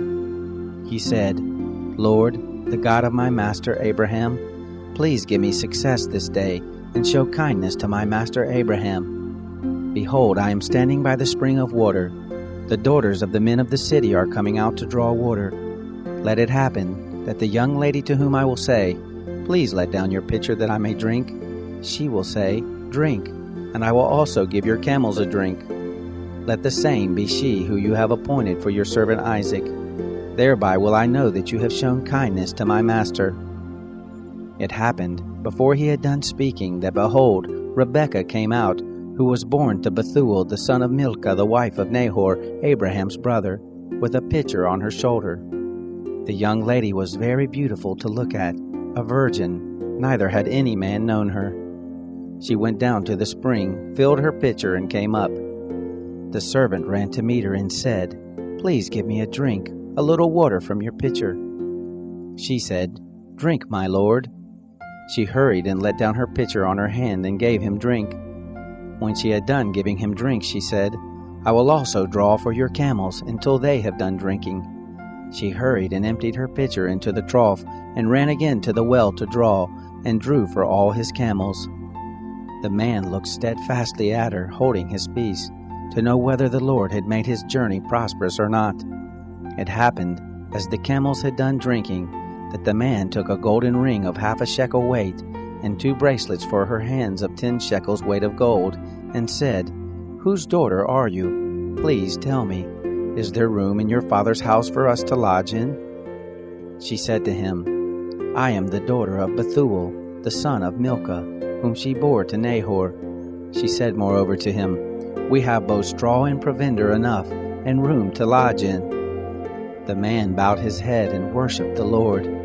He said, "Blessed be the Lord, the God of my master Abraham, who has not forsaken his loving kindness and his truth toward my master. As for me, the Lord has led me in the way to the house of my master's relatives." The young lady ran and told her mother's house about these words. Rebekah had a brother, and his name was Laban. Laban ran out to the man, to the spring. It happened when he saw the ring and the bracelets on his sister's hands, and when he heard the words of Rebekah his sister, saying, "This is what the man said to me," that he came to the man. Behold, he was standing by the camels at the spring. He said, "Come in, you blessed of the Lord. Why do you stand outside? For I have prepared the house and room for the camels." The man came into the house, and he unloaded the camels. He gave straw and provender for the camels, and water to wash his feet, and the feet of the men who were with him. Food was set before him to eat, but he said, "I will not eat until I have told my message." He said, "Speak on." He said, "I am Abraham's servant. The Lord has blessed my master greatly. He has become great.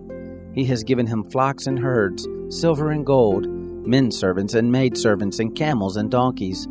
Sarah, my master's wife, bore a son to my master when she was old. He has given all that he has to him.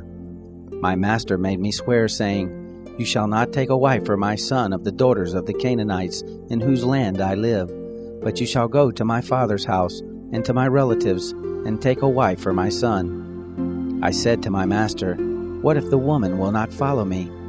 He said to me, 'The Lord, before whom I walk, will send his angel with you and prosper your way. You shall take a wife for my son of my relatives and of my father's house. Then will you be clear from my oath when you come to my relatives. If they don't give her to you, you shall be clear from my oath.' I came this day to the spring and said, 'Lord, the God of my master Abraham, if you now do prosper my way which I go, behold, I am standing by the spring of water. Let it happen that the maiden who comes forth to draw, to whom I will say, Give me, I pray you, a little water from your pitcher to drink, she will tell me, Drink, and I also will draw for your camels. Let the same be the woman whom the Lord has appointed for my master's son.' Before I had done speaking in my heart, behold, Rebekah came forth with her pitcher on her shoulder. She went down to the spring and drew. I said to her, 'Please let me drink.' She hurried and let down her pitcher from her shoulder and said, 'Drink, and I will also give your camels a drink.' So I drank, and she made the camels drink also. I asked her and said, 'Whose daughter are you?' She said, 'The daughter of Bethuel, Nahor's son, whom Milcah bare to him.' I put the ring on her nose and the bracelets on her hands. I bowed my head and worshipped the Lord, and blessed the Lord, the God of my master Abraham, who had led me in the right way to take my master's brother's daughter for his son. Now if you will deal kindly and truly with my master, tell me. If not, tell me, that I may turn to the right hand or to the left." Then Laban and Bethuel answered, "The thing proceeds from the Lord. We can't speak to you bad or good. Behold, Rebekah is before you. Take her and go, and let her be your master's son's wife, as the Lord has spoken." It happened that when Abraham's servant heard their words, he bowed himself down to the earth to the Lord. The servant brought forth jewels of silver and jewels of gold and clothing, and gave them to Rebekah. He gave also to her brother and to her mother precious things. They ate and drank, he and the men who were with him, and stayed all night. They rose up in the morning, and he said, "Send me away to my master." Her brother and her mother said, "Let the young lady stay with us a few days, at least 10. After that she will go." He said to them, "Don't hinder me, seeing the Lord has prospered my way. Send me away that I may go to my master." They said, "We will call the young lady and ask her." They called Rebekah and said to her, "Will you go with this man?" She said, "I will go." They sent away Rebekah their sister with her nurse, Abraham's servant, and his men. They blessed Rebekah and said to her, "Our sister, may you be the mother of thousands, of 10,000s, and let your seed possess the gate of those who hate them." Rebekah arose with her ladies. They rode on the camels and followed the man. The servant took Rebekah and went his way. Isaac came from the way of Beer Lahai-roi, for he lived in the land of the south. Isaac went out to meditate in the field at the evening. He lifted up his eyes and saw, and behold, there were camels coming. Rebekah lifted up her eyes, and when she saw Isaac, she dismounted from the camel. She said to the servant, "Who is the man who is walking in the field to meet us?" The servant said, "It is my master." She took her veil and covered herself. The servant told Isaac all the things he had done. Isaac brought her into his mother Sarah's tent and took Rebekah, and she became his wife. He loved her. Isaac was comforted after his mother's death. Abraham took another wife, and her name was Keturah. She bore him Zimran, Jokshan, Medan, Midian, Ishbak, and Shua. Jokshan became the father of Sheba and Dedan. The sons of Dedan were Asherim, Letishim, and Leomim. The sons of Midian, Ephah, Epher, Anak, Abida, and Eldaah. All these were the children of Keturah. Abraham gave all that he had to Isaac, but to the sons of the concubines who Abraham had, Abraham gave gifts. He sent them away from Isaac his son while he yet lived, eastward to the east country. These are the days of the years of Abraham's life which he lived, 175 years. Abraham gave up the spirit and died in a good old age, an old man and full of years, and was gathered to his people. Isaac and Ishmael his sons buried him in the cave of Machpelah, in the field of Ephron, the son of Zohar the Hittite, which is before Mamre, the field which Abraham purchased of the children of Heth. There was Abraham buried with Sarah his wife. It happened after the death of Abraham that God blessed Isaac his son. Isaac lived by Beer Lahai Roi. Now this is the history of the generations of Ishmael, Abraham's son, whom Hagar the Egyptian, Sarah's handmaid, bore to Abraham. These are the names of the sons of Ishmael by their names, according to the order of their birth. The firstborn of Ishmael, Nebaioth, then Kedar, Adbeel, Mibsam, Mishma, Duma, Massa, Hadad, Tema, Jetur, Naphish, and Kedemah. These are the sons of Ishmael, and these are their names, by their villages and by their encampments, 12 princes according to their nations. These are the years of the life of Ishmael, 137 years. He gave up the spirit and died, and was gathered to his people. They lived from Havilah to Shur, that is before Egypt, as you go toward Assyria. He lived opposite all his relatives. This is the history of the generations of Isaac, Abraham's son. Abraham became the father of Isaac. Isaac was 40 years old when he took Rebekah, the daughter of Bethuel the Syrian of Padan Aram, the sister of Laban the Syrian, to be his wife. Isaac entreated the Lord for his wife, because she was barren. The Lord was entreated by him, and Rebekah his wife conceived. The children struggled together within her. She said, "If it be so, why do I live?" She went to inquire of the Lord. The Lord said to her, "2 nations are in your womb. 2 peoples will be separated from your body. The one people will be stronger than the other people. The elder will serve the younger." When her days to be delivered were fulfilled, behold, there were twins in her womb. The first came out red all over like a hairy garment. They named him Esau. After that, his brother came out, and his hand had hold on Esau's heel. He was named Jacob. Isaac was 60 years old when she bore them. The boys grew. Esau was a skillful hunter, a man of the field. Jacob was a quiet man living in tents. Now Isaac loved Esau, because he ate his venison. Rebekah loved Jacob. Jacob boiled stew. Esau came in from the field, and he was famished. Esau said to Jacob, "Please feed me with that same red stew, for I am famished." Therefore his name was called Edom. Jacob said, "First, sell me your birthright." Esau said, "Behold, I am about to die. What good is the birthright to me?" Jacob said, "Swear to me first." He swore to him. He sold his birthright to Jacob. Jacob gave Esau bread and stew of lentils. He ate and drank, rose up, and went his way. So Esau despised his birthright. There was a famine in the land, besides the first famine that was in the days of Abraham. Isaac went to Abimelech, king of the Philistines, to Gerar. The Lord appeared to him and said, "Don't go down into Egypt. Dwell in the land which I will tell you of. Sojourn in this land, and I will be with you, and will bless you. For to you and to your seed I will give all these lands, and I will establish the oath which I swore to Abraham your father. I will multiply your seed as the stars of the sky, and will give to your seed all these lands. In your seed will all the nations of the earth be blessed, because Abraham obeyed my voice, and kept my charge, my commandments, my statutes, and my laws." Isaac lived in Gerar.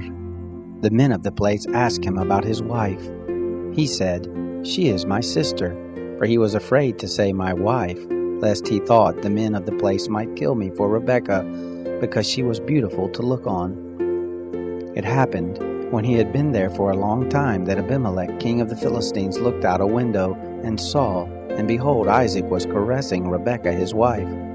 Abimelech called Isaac and said, "Behold, surely she is your wife. Why did you say, 'She is my sister'?" Isaac said to him, "Because I said, lest I die because of her." Abimelech said, "What is this you have done to us? One of the people might easily have lain with your wife, and you would have brought guilt on us." Abimelech charged all the people, saying, "He who touches this man or his wife will surely be put to death." Isaac sowed in that land, and reaped in the same year 100 times what he planted. The Lord blessed him. The man grew great, and grew more and more, until he became very great.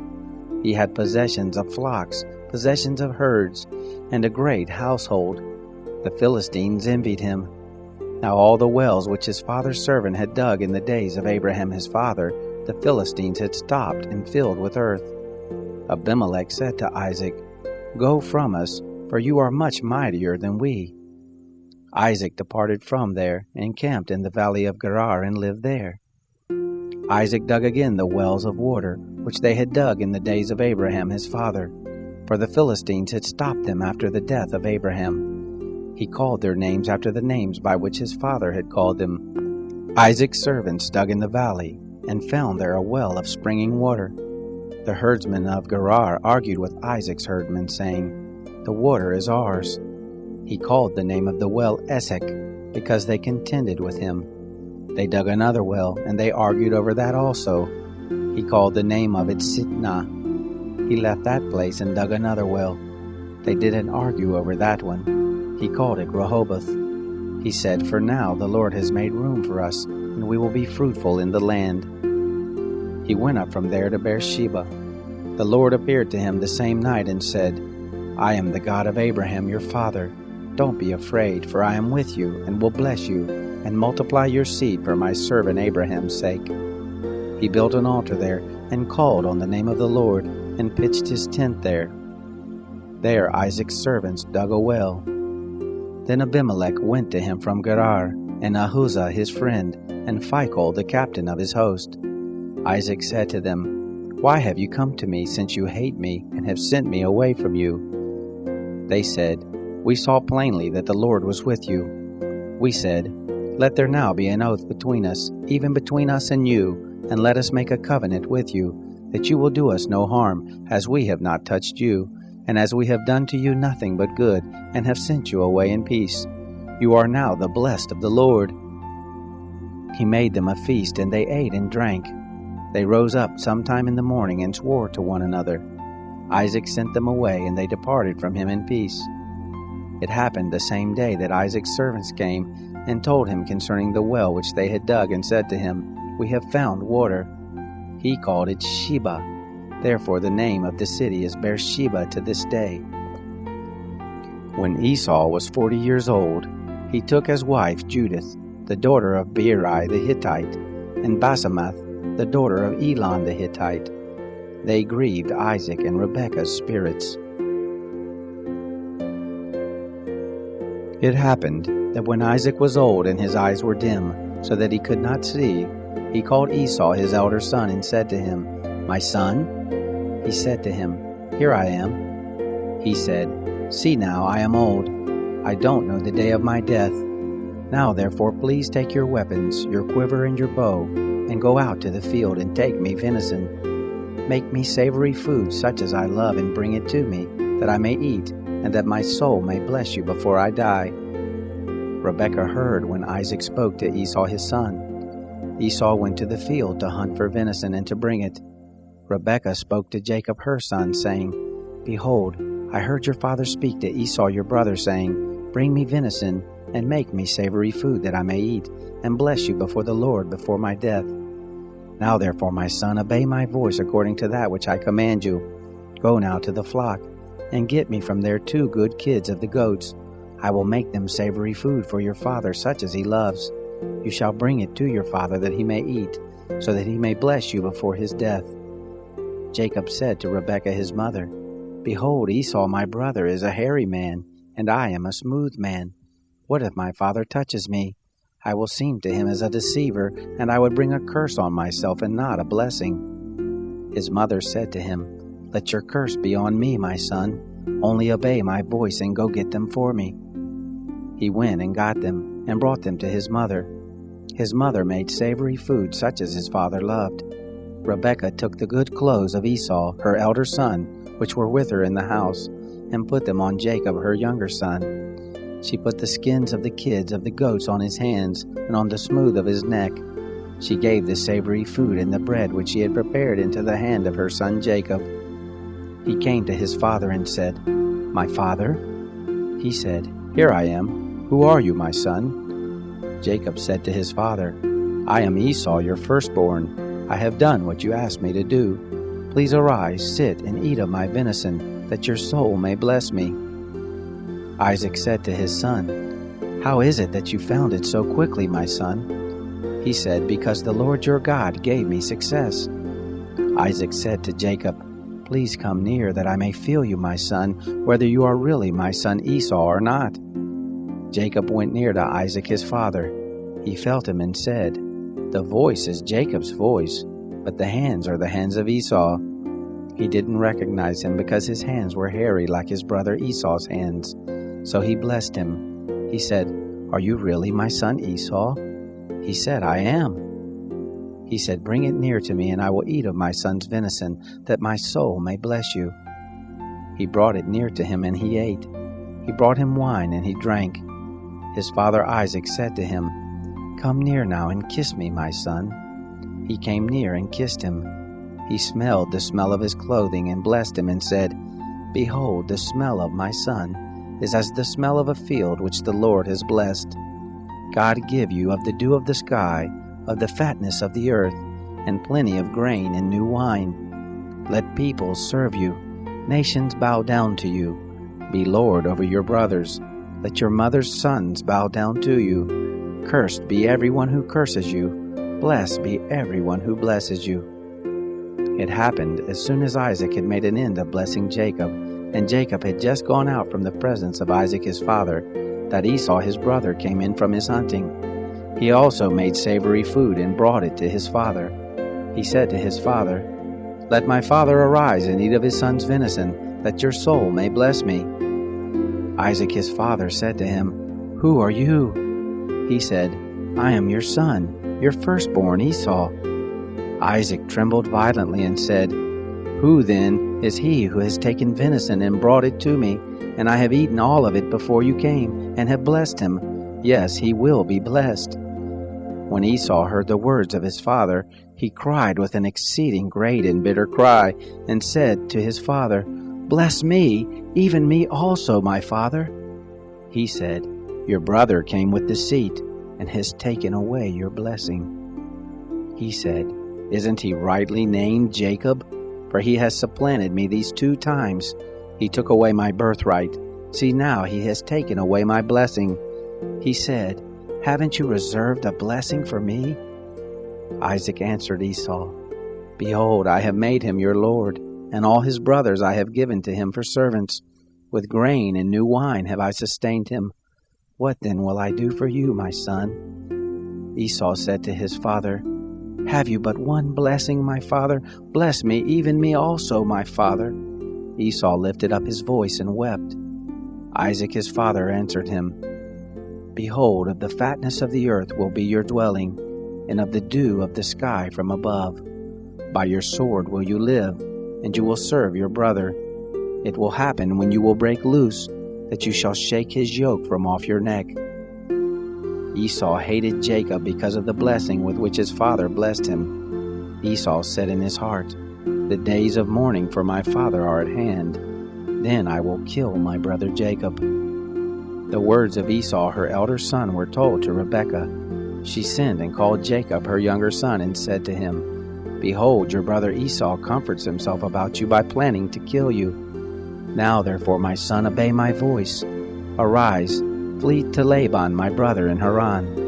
Stay with him a few days until your brother's fury turns away, until your brother's anger turn away from you, and he forgets what you have done to him. Then I will send and get you from there. Why should I be bereaved of you both in one day?" Rebekah said to Isaac, "I am weary of my life because of the daughters of Heth. If Jacob takes a wife of the daughters of Heth, such as these, of the daughters of the land, what good will my life do me?" Isaac called Jacob, blessed him, and commanded him, "You shall not take a wife of the daughters of Canaan. Arise, go to Padan Aram, to the house of Bethuel your mother's father. Take a wife from there, from the daughters of Laban your mother's brother. May God Almighty bless you, and make you fruitful and multiply you, that you may be a company of peoples, and give you the blessing of Abraham, to you and to your seed with you, that you may inherit the land where you travel, which God gave to Abraham." Isaac sent Jacob away.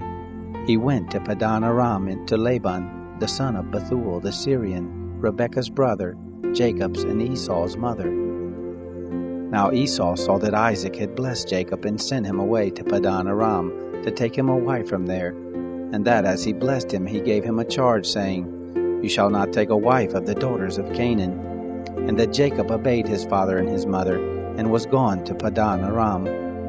Esau saw that the daughters of Canaan didn't please Isaac his father. Esau went to Ishmael, and took, besides the wives that he had, Mahalath, the daughter of Ishmael, Abraham's son, the sister of Nebaioth, to be his wife. Jacob went out from Beersheba, and went toward Haran. He came to a certain place, and stayed there all night, because the sun had set. He took one of the stones of the place, and put it under his head, and lay down in that place to sleep. He dreamed, behold, a stairway set up on the earth, and the top of it reached to the heaven. Behold, the angels of God ascending and descending on it. Behold, the Lord stood above it and said, "I am the Lord, the God of Abraham your father, and the God of Isaac. The land whereon you lie, to you I will give it, and to your seed. Your seed will be as the dust of the earth, and you will spread abroad to the west, and to the east, and to the north, and to the south. In you and in your seed will all the families of the earth be blessed. Behold, I am with you, and will keep you wherever you go, and will bring you again into this land, for I will not leave you until I have done that which I have spoken of to you." Jacob awakened out of his sleep, and he said, "Surely the Lord is in this place, and I didn't know it." He was afraid, and said, "How dreadful is this place! This is none other than God's house, and this is the gate of heaven." Jacob rose up early in the morning, and took the stone that he had put under his head, and set it up for a pillar, and poured oil on the top of it. He called the name of that place Bethel, but the name of the city was Luz at the first. Jacob vowed a vow, saying, "If God will be with me, and will keep me in this way that I go, and will give me bread to eat and clothing to put on, so that I come again to my father's house in peace, and the Lord will be my God, then this stone which I have set up for a pillar will be God's house. Of all that you give me, I will surely give the tenth to you." Then Jacob went on his journey, and came to the land of the children of the east. He looked, and behold, a well in the field, and behold, 3 flocks of sheep lying there by it. For out of that well they watered the flocks. The stone on the well's mouth was great. There all the flocks were gathered. They rolled the stone from the well's mouth, and watered the sheep, and put the stone again on the well's mouth in his place. Jacob said to them, "My relatives, where are you from?" They said, "We are from Haran." He said to them, "Do you know Laban the son of Nahor?" They said, "We know him." He said to them, "Is it well with him?" They said, "It is well. See, Rachel his daughter is coming with the sheep." He said, "Behold, it is still the middle of the day, not time to gather the cattle together. Water the sheep, and go and feed them." They said, "We can't until all the flocks are gathered together, and they roll the stone from the well's mouth. Then we water the sheep." While he was yet speaking with them, Rachel came with her father's sheep, for she kept them. It happened when Jacob saw Rachel the daughter of Laban, his mother's brother, and the sheep of Laban his mother's brother, that Jacob went near, and rolled the stone from the well's mouth, and watered the flock of Laban his mother's brother, Jacob kissed Rachel and lifted up his voice and wept. Jacob told Rachel that he was her father's brother, and that he was Rebekah's son. She ran and told her father. It happened when Laban heard the news of Jacob, his sister's son, that he ran to meet Jacob, and embraced him and kissed him, and brought him to his house. Jacob told Laban all these things. Laban said to him, "Surely you are my bone and my flesh." He lived with him for a month. Laban said to Jacob, "Because you are my brother, should you therefore serve me for nothing? Tell me, what will your wages be?" Laban had 2 daughters. The name of the elder was Leah, and the name of the younger was Rachel. Leah's eyes were weak, but Rachel was beautiful and well-favored. Jacob loved Rachel. He said, "I will serve you 7 years for Rachel, your younger daughter." Laban said, "It is better that I give her to you than that I should give her to another man. Stay with me." Jacob served 7 years for Rachel. They seemed to him but a few days for the love he had for her. Jacob said to Laban, "Give me my wife, for my days are fulfilled that I may go in to her." Laban gathered together all the men of the place and made a feast. It happened in the evening that he took Leah his daughter and brought her to him. He went in to her. Laban gave Zilpah his handmaid to his daughter Leah for a handmaid. It happened in the morning that, behold, it was Leah. He said to Laban, "What is this you have done to me? Didn't I serve with you for Rachel? Why then have you deceived me?" Laban said, "It is not done so in our place to give the younger before the firstborn. Fulfill the week of this one, and we will give you the other also for the service with which you will serve me yet another 7 years." Jacob did so and fulfilled her week. He gave him Rachel his daughter his wife. Laban gave to Rachel his daughter Bilhah his handmaid, to be her handmaid. He went in also to Rachel, and he loved also Rachel more than Leah, and served with him yet another 7 years. The Lord saw that Leah was hated, and he opened her womb, but Rachel was barren. Leah conceived and bore a son, and she named him Reuben. For she said, "Because the Lord has looked at my affliction, for now my husband will love me." She conceived again and bare a son, and said, "Because the Lord has heard that I am hated, he has therefore given me this son also." She named him Simeon. She conceived again and bare a son, and said, "Now this time will my husband be joined to me, because I have borne him 3 sons." Therefore was his name called Levi. She conceived again and bare a son. She said, "This time will I praise the Lord." Therefore she named him Judah. Then she stopped bearing. When Rachel saw that she bore Jacob no children, Rachel envied her sister. She said to Jacob, "Give me children, or else I will die." Jacob's anger was kindled against Rachel, and he said, "Am I in God's place, who has withheld from you the fruit of the womb?" She said, "Behold, my maid Bilhah, go in to her, that she may bear on my knees, and I also may obtain children by her." She gave him Bilhah her handmaid as wife, and Jacob went in to her. Bilhah conceived and bore Jacob a son. Rachel said, "God has judged me, and has also heard my voice, and has given me a son." Therefore she called his name Dan. Bilhah, Rachel's handmaid, conceived again, and bore Jacob a second son. Rachel said, "With mighty wrestlings have I wrestled with my sister, and have prevailed." She named him Naphtali. When Leah saw that she had finished bearing, she took Zilpah her handmaid, and gave her to Jacob as a wife. Zilpah, Leah's handmaid, bore Jacob a son. Leah said, "How fortunate!" She named him Gad. Zilpah, Leah's handmaid, bore Jacob a second son. Leah said, "Happy am I, for the daughters will call me happy." She named him Asher. Reuben went in the days of the wheat harvest and found mandrakes in the field, and brought them to his mother Leah. Then Rachel said to Leah, "Please give me some of your son's mandrakes." She said to her, "Is it a small matter that you have taken away my husband? Would you take away my son's mandrakes also?" Rachel said, "Therefore he will lie with you tonight for your son's mandrakes." Jacob came from the field in the evening, and Leah went out to meet him and said, "You must come in to me, for I have surely hired you with my son's mandrakes." He lay with her that night. God listened to Leah, and she conceived and bore Jacob a fifth son. Leah said, God has given me my hire, because I gave my handmaid to my husband. She named him Issachar. Leah conceived again and bore a sixth son to Jacob. Leah said, God has endowed me with a good dowry. Now my husband will live with me, because I have borne him 6 sons. She named him Zebulun. Afterwards she bore a daughter, and named her Dinah. God remembered Rachel, and God listened to her and opened her womb. She conceived, bore a son, and said, God has taken away my reproach. She named him Joseph, saying, May the Lord add another son to me. It happened when Rachel had borne Joseph, that Jacob said to Laban, Send me away that I may go to my own place and to my own country.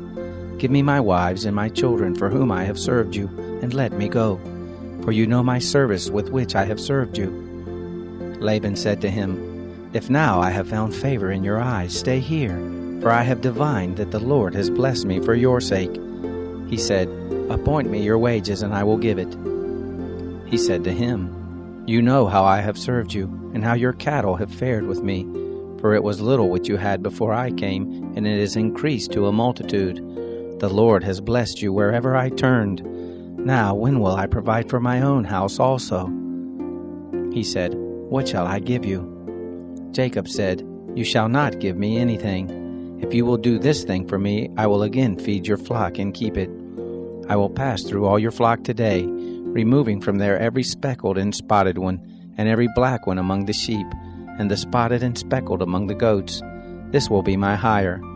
So my righteousness will answer for me hereafter when you come concerning my hire that is before you. Every one that is not speckled and spotted among the goats, and black among the sheep, that might be with me, will be counted stolen. Laban said, Behold, I desire it to be according to your word.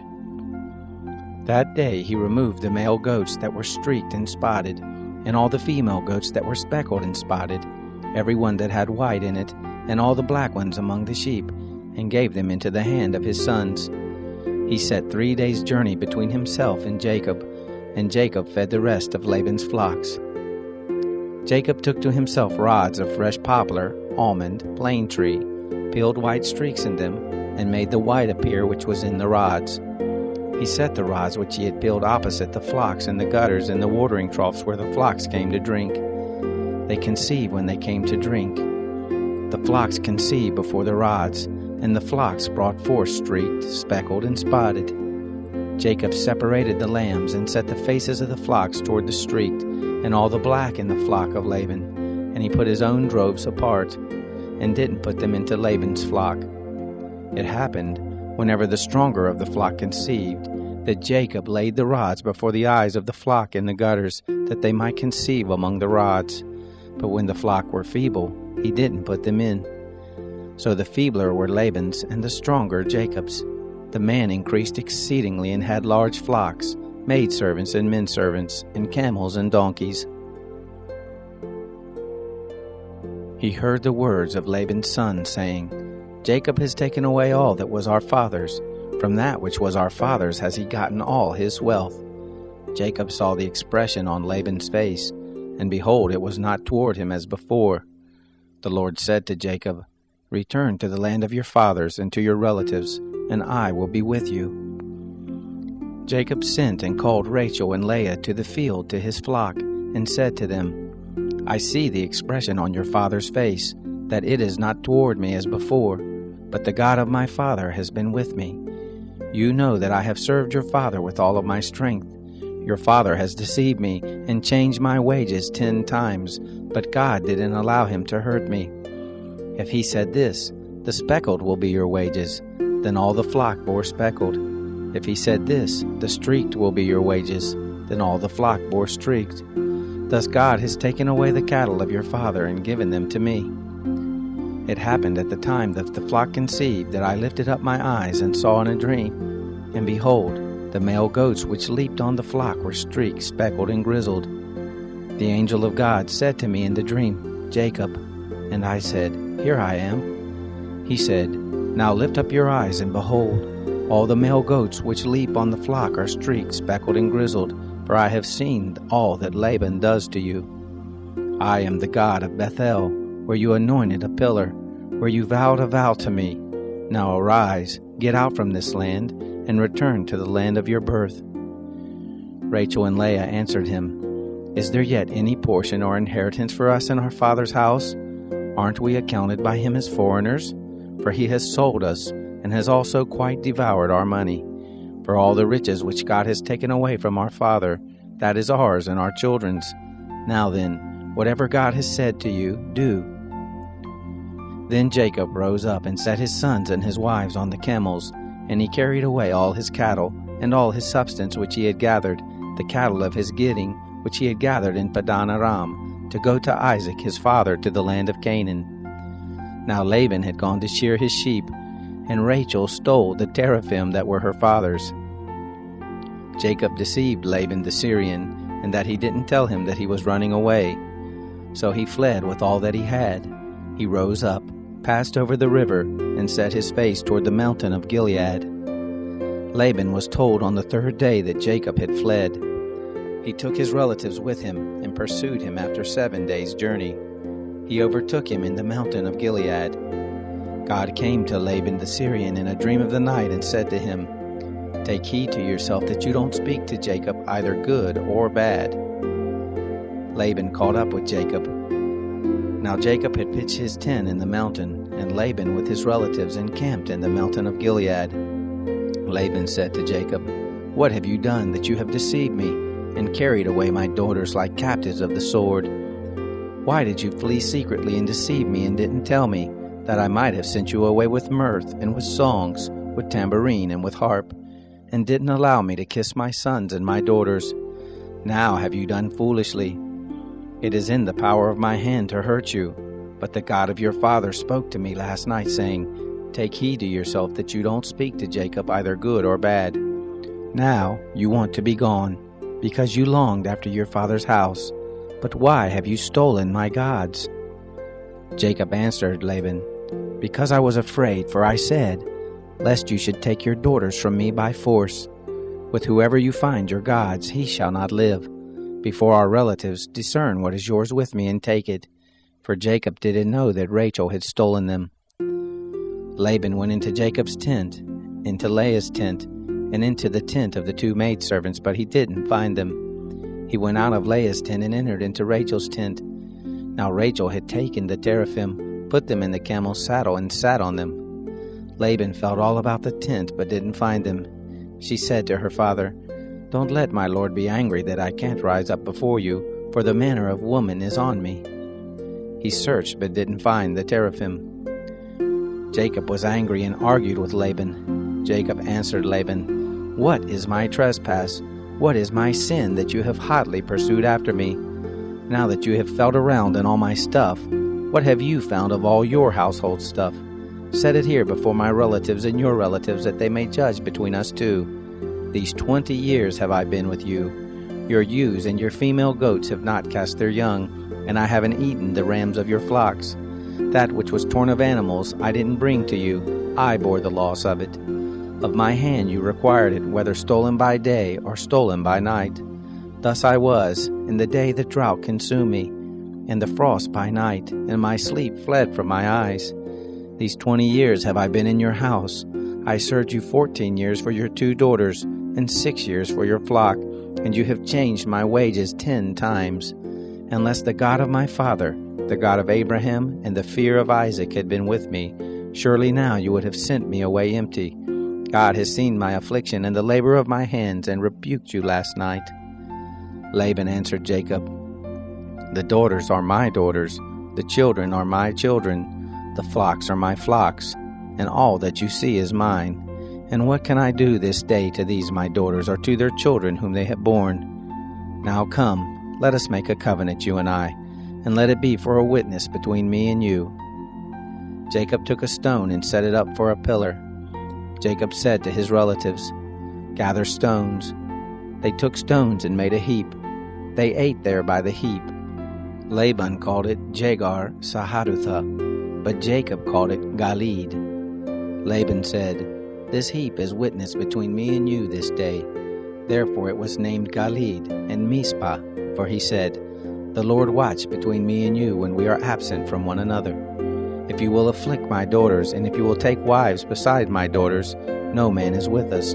Behold, God is witness between me and you." Laban said to Jacob, "See this heap, and see the pillar which I have set between me and you. May this heap be a witness, and the pillar be a witness, that I will not pass over this heap to you, and that you will not pass over this heap and this pillar to me for harm. The God of Abraham, and the God of Nahor, the God of their father, judge between us."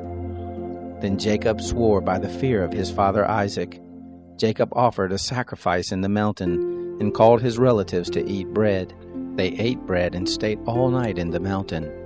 Early in the morning, Laban rose up and kissed his sons and his daughters, and blessed them. Laban departed and returned to his place. Jacob went on his way, and the angels of God met him. When he saw them, Jacob said, "This is God's host." He called the name of that place Mahanaim. Jacob sent messengers in front of him to Esau his brother, to the land of Seir, the field of Edom. He commanded them, saying, "This is what you shall tell my lord Esau. This is what your servant Jacob says. I have lived as a foreigner with Laban and stayed until now. I have oxen, donkeys, flocks, men servants and maid servants. I have sent to tell my lord, that I may find favor in your sight." The messengers returned to Jacob, saying, "We came to your brother Esau. Not only that, but he comes to meet you, and 400 men with him." Then Jacob was greatly afraid and was distressed, and he divided the people who were with him and the flocks and the herds and the camels into 2 companies, and he said, "If Esau comes to the one company and strikes it, then the company which is left will escape." Jacob said, "God of my father Abraham, and God of my father Isaac, O Lord, who said to me, 'Return to your country and to your relatives, and I will do you good,' I am not worthy of the least of all the loving kindnesses and of all the truth which you have shown to your servant. For with just my staff I passed over this Jordan, and now I have become 2 companies. Please deliver me from the hand of my brother, from the hand of Esau, for I fear him, lest he come and strike me, and the mothers with the children. You said, 'I will surely do you good, and make your seed as the sand of the sea, which can't be numbered because there are so many.'"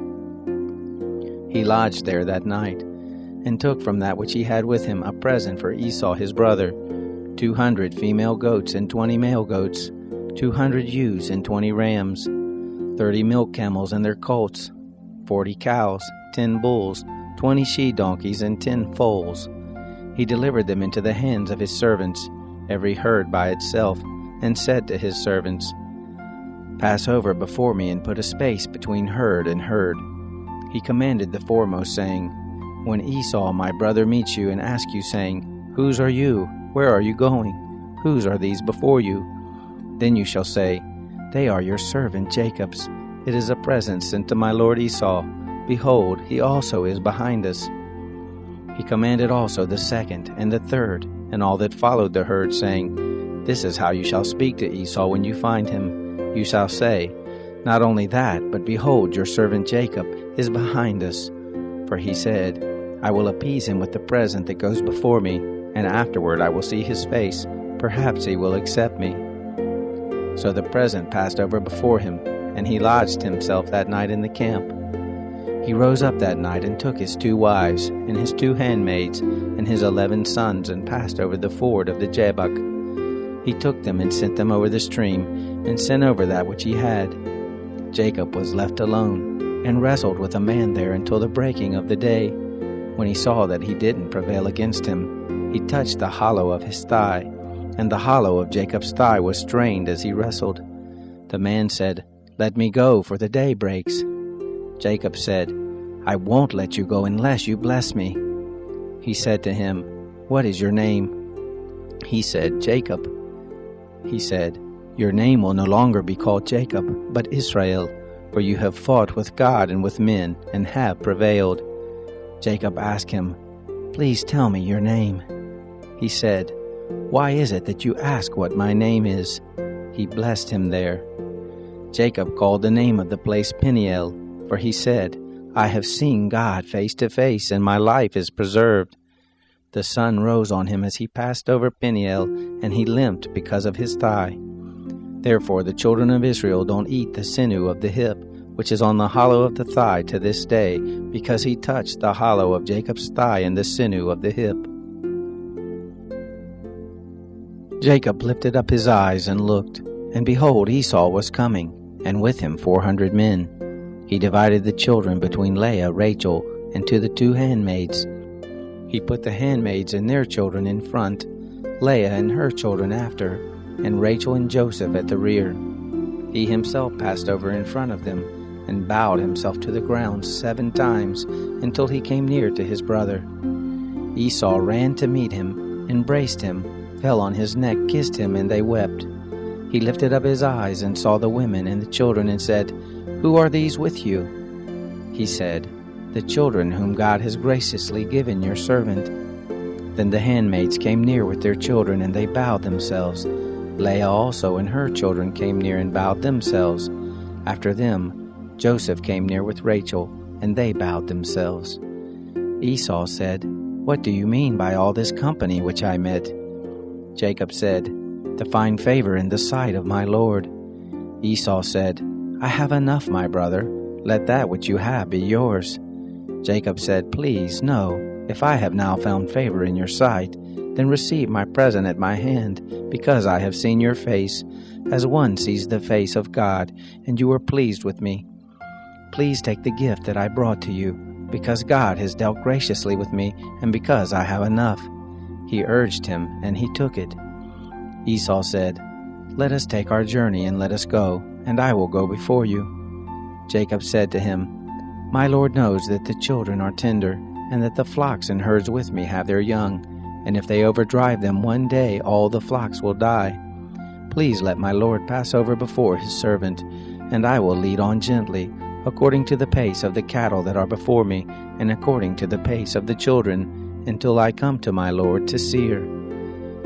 Esau said, "Let me now leave with you some of the folk who are with me." He said, "Why? Let me find favor in the sight of my Lord." So Esau returned that day on his way to Seir. Jacob traveled to Succoth, and built himself a house, and made shelters for his cattle. Therefore the name of that place is called Succoth.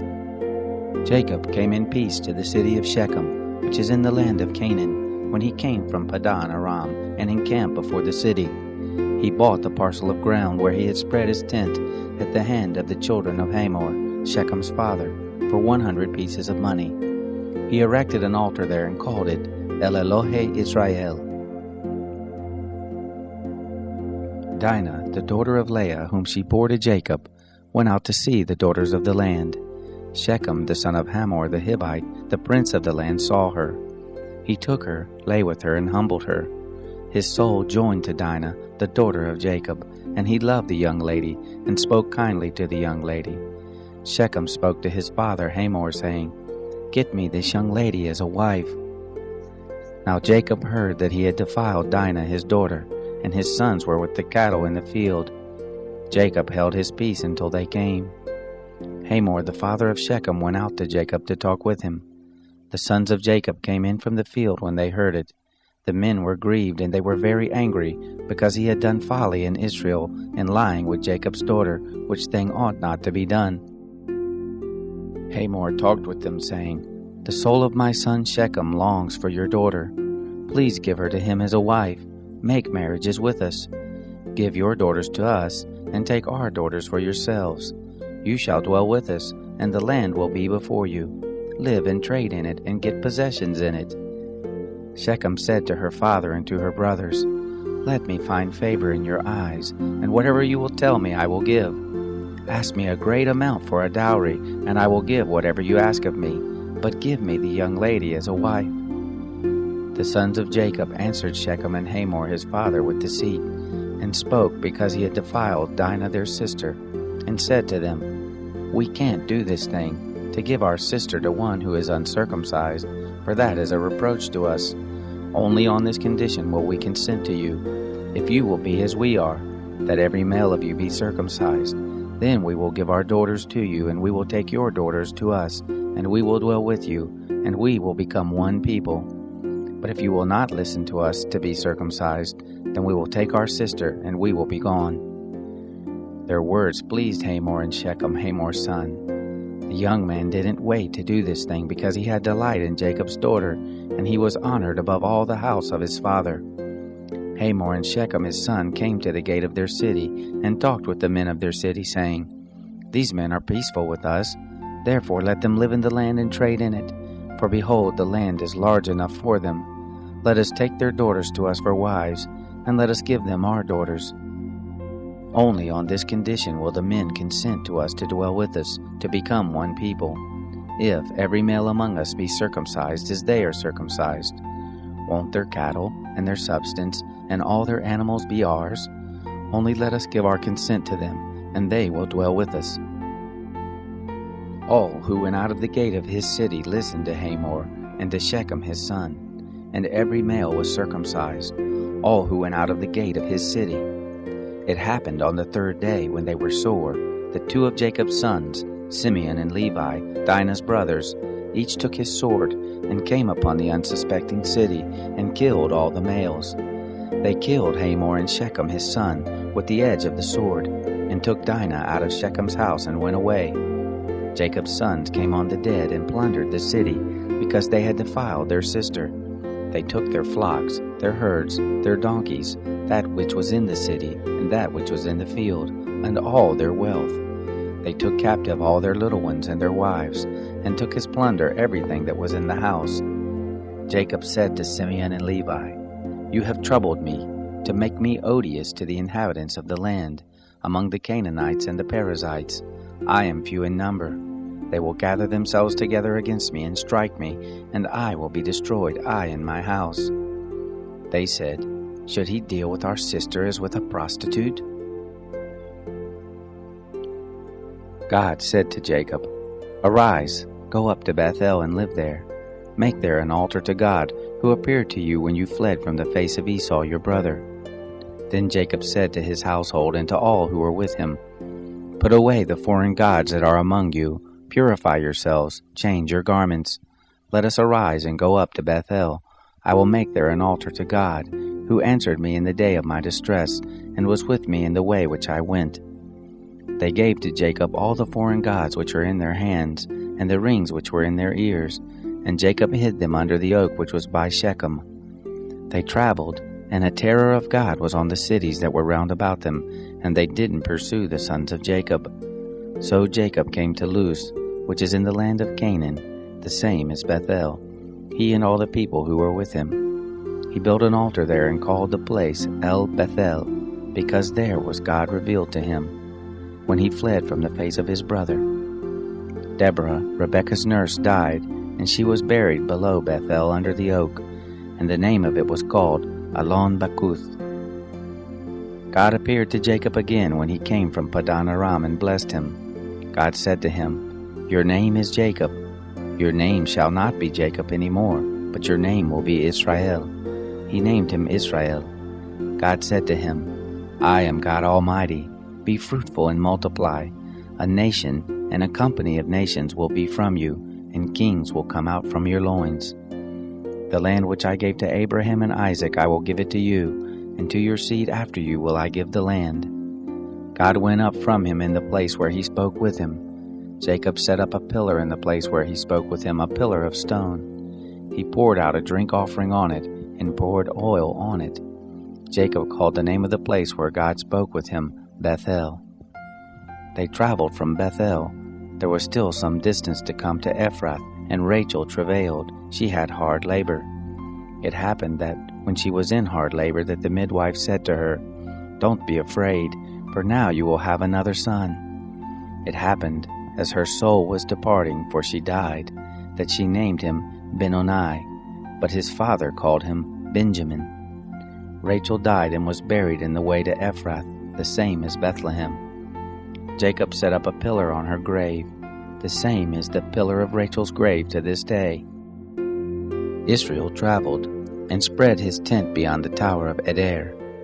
It happened, while Israel lived in that land, that Reuben went and lay with Bilhah, his father's concubine, and Israel heard of it. Now the sons of Jacob were 12. The sons of Leah: Reuben, Jacob's firstborn; Simeon, Levi, Judah, Issachar, and Zebulun. The sons of Rachel: Joseph and Benjamin. The sons of Bilhah, Rachel's handmaid: Dan and Naphtali. The sons of Zilpah, Leah's handmaid: Gad and Asher.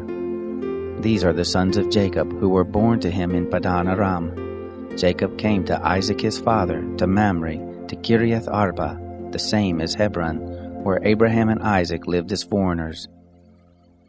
The days of Isaac were 180 years. Isaac gave up the spirit and died, and was gathered to his people, old and full of days. Esau and Jacob his sons buried him. Now this is the history of the generations of Esau. The same is Edom. Esau took his wives from the daughters of Canaan: Adah, the daughter of Elon the Hittite, and Oholibamah, the daughter of Anah, the daughter of Zibeon the Hivite, and Basemath, Ishmael's daughter, the sister of Nebaioth. Adah bore to Esau Eliphaz, Basemath bore Ruel, Oholibamah bore Jeush, Jalam, and Korah.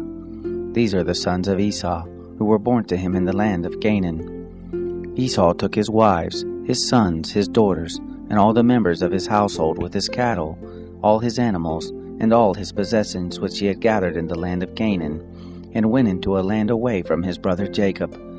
For their substance was too great for them to dwell together, and the land of their travels couldn't bear them because of their cattle. Esau lived in the hill country of Seir. Esau is Edom. This is the history of the generations of Esau, the father of the Edomites in the hill country of Seir. These are the names of Esau's sons: Eliphaz, the son of Adah, the wife of Esau, and Ruel, the son of Basemath, the wife of Esau. The sons of Eliphaz were Teman, Omar, Zepho, and Gatam, and Kenaz. Timnah was concubine to Eliphaz, Esau's son, and she bore to Eliphaz Amalek. These are the sons of Adah, Esau's wife. These are the sons of Ruel: Nahat, Zerah, Shammah, and Misa. These were the sons of Basemath, Esau's wife. These were the sons of Oholibamah, the daughter of Anah, the daughter of Zibeon, Esau's wife. She bore to Esau Jeush, Jalam, and Korah. These are the chiefs of the sons of Esau. The sons of Eliphaz, the firstborn of Esau: Chief Teman, Chief Omar, Chief Zepho, Chief Kenaz, Chief Korah, Chief Gatan, Chief Amalek. These are the chiefs who came of Eliphaz in the land of Edom. These are the sons of Adah. These are the sons of Ruel, Esau's son: Chief Nahath, Chief Zerah, Chief Shammah, Chief Misa. These are the chiefs who came of Ruel in the land of Edom. These are the sons of Basemath, Esau's wife. These are the sons of Oholibamah, Esau's wife: Chief Jeush, Chief Jalam, Chief Korah. These are the chiefs who came of Oholibamah, the daughter of Anah, Esau's wife. These are the sons of Esau, and these are their chiefs. The same as Edom. These are the sons of Seir the Horite, the inhabitants of the land: Lotan, Shobal, Zibeon, Anah, Dishon, Ezer, and Dishan. These are the chiefs who came of the Horites, the children of Seir in the land of Edom. The children of Lotan were Hori and Heman. Lotan's sister was Timnah. These are the children of Shobal: Alvan, Manahath, Ebal, Shepho, and Onam. These are the children of Zibeon: Aiah and Anah. This is Anah who found the hot springs in the wilderness as he fed the donkeys of Zibeon his father. These are the children of Anah: Dishon and Oholibamah, the daughter of Anah. These are the children of Dishon: Hemdan, Eshban, Ithran, and Cheran. These are the children of Ezer: Bilhan, Zaavan, and Akan. These are the children of Dishan: Uz and Aran. These are the chiefs who came of the Horites: Chief Lotan, Chief Shobal, Chief Zibeon, Chief Anah, Chief Dishon, Chief Herzer, Chief Dishan. These are the chiefs who came of the Horites, according to their chiefs in the land of Seir. These are the kings who reigned in the land of Edom, before any king reigned over the children of Israel. Bela, the son of Beor, reigned in Edom. The name of his city was Dinhabah. Bela died, and Jobab, the son of Zerah of Bozrah, reigned in his place. Jobab died, and Husham of the land of the Temanites reigned in his place.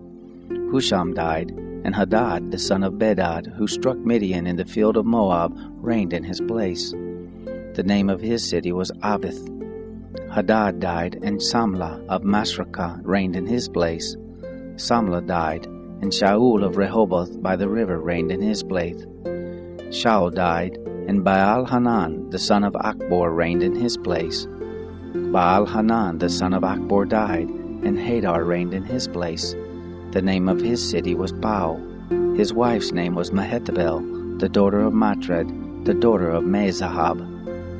These are the names of the chiefs who came from Esau, according to their families, after their places and by their names: Chief Timnah, Chief Alva, Chief Jethreth, Chief Ohlibamah, Chief Elah, Chief Pinon, Chief Kenaz, Chief Teman, Chief Mipsar, Chief Magdiel, and Chief Iram. These are the chiefs of Edom, according to their habitations in the land of their possession. This is Esau, the father of the Edomites.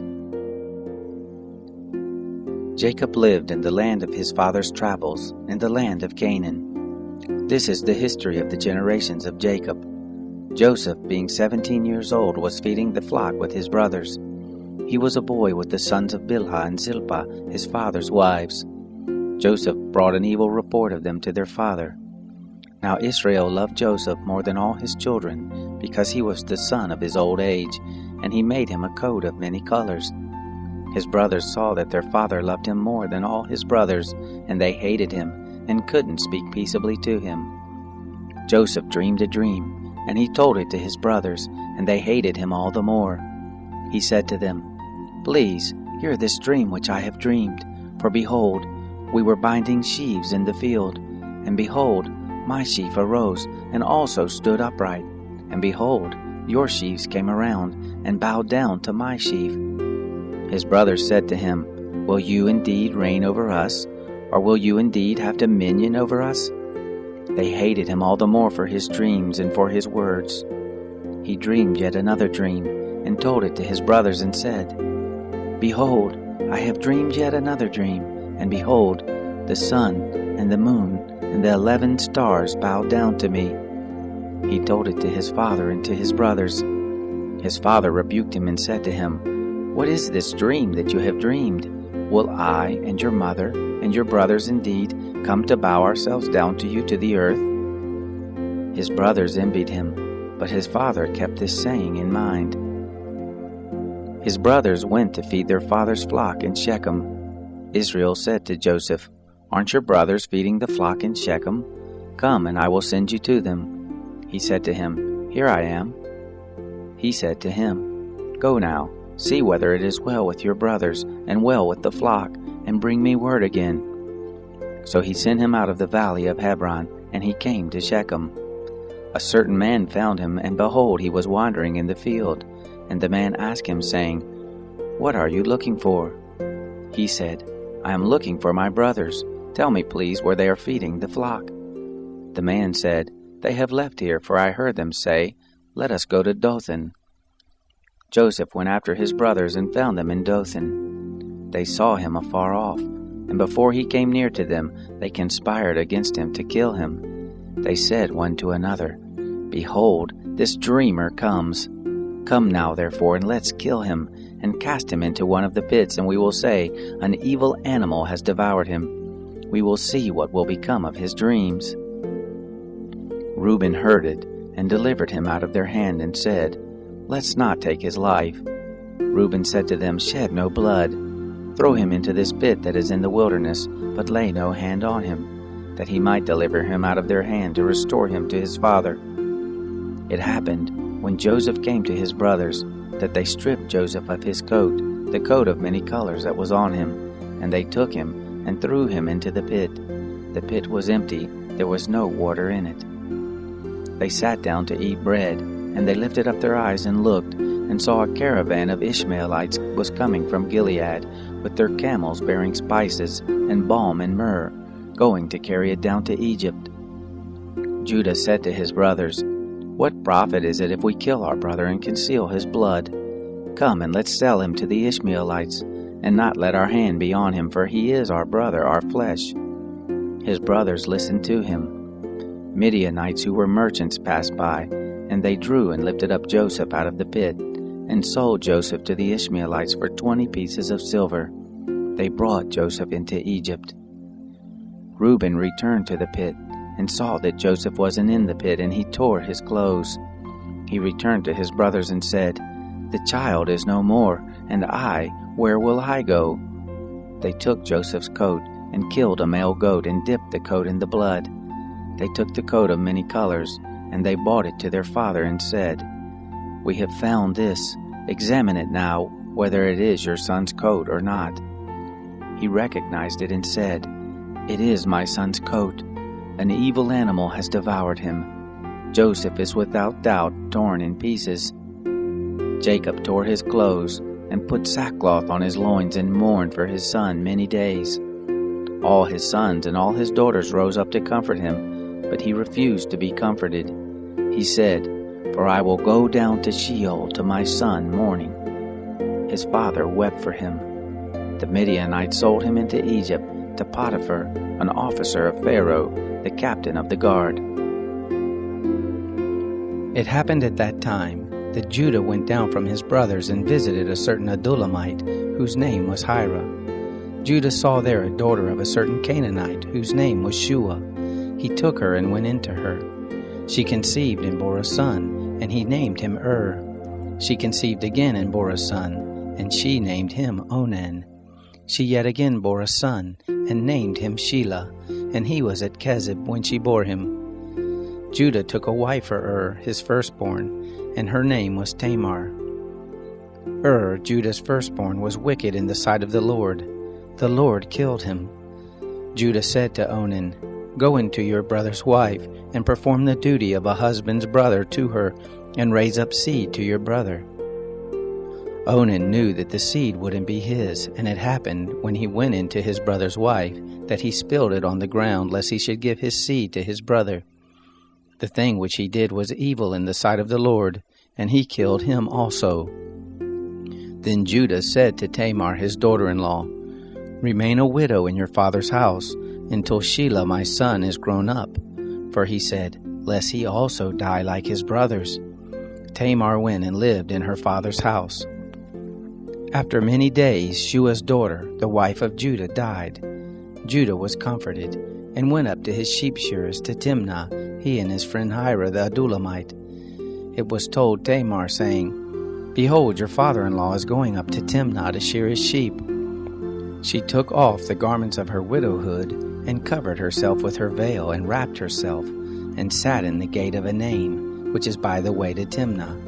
For she saw that Shelah was grown up, and she wasn't given to him as a wife.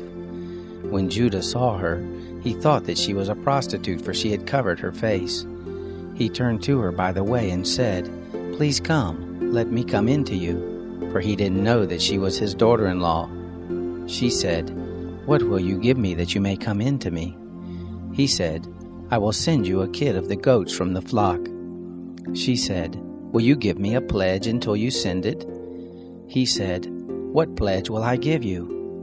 She said, "Your signet and your cord, and your staff that is in your hand." He gave them to her, and came into her, and she conceived by him. She arose and went away, and put off her veil from her, and put on the garments of her widowhood.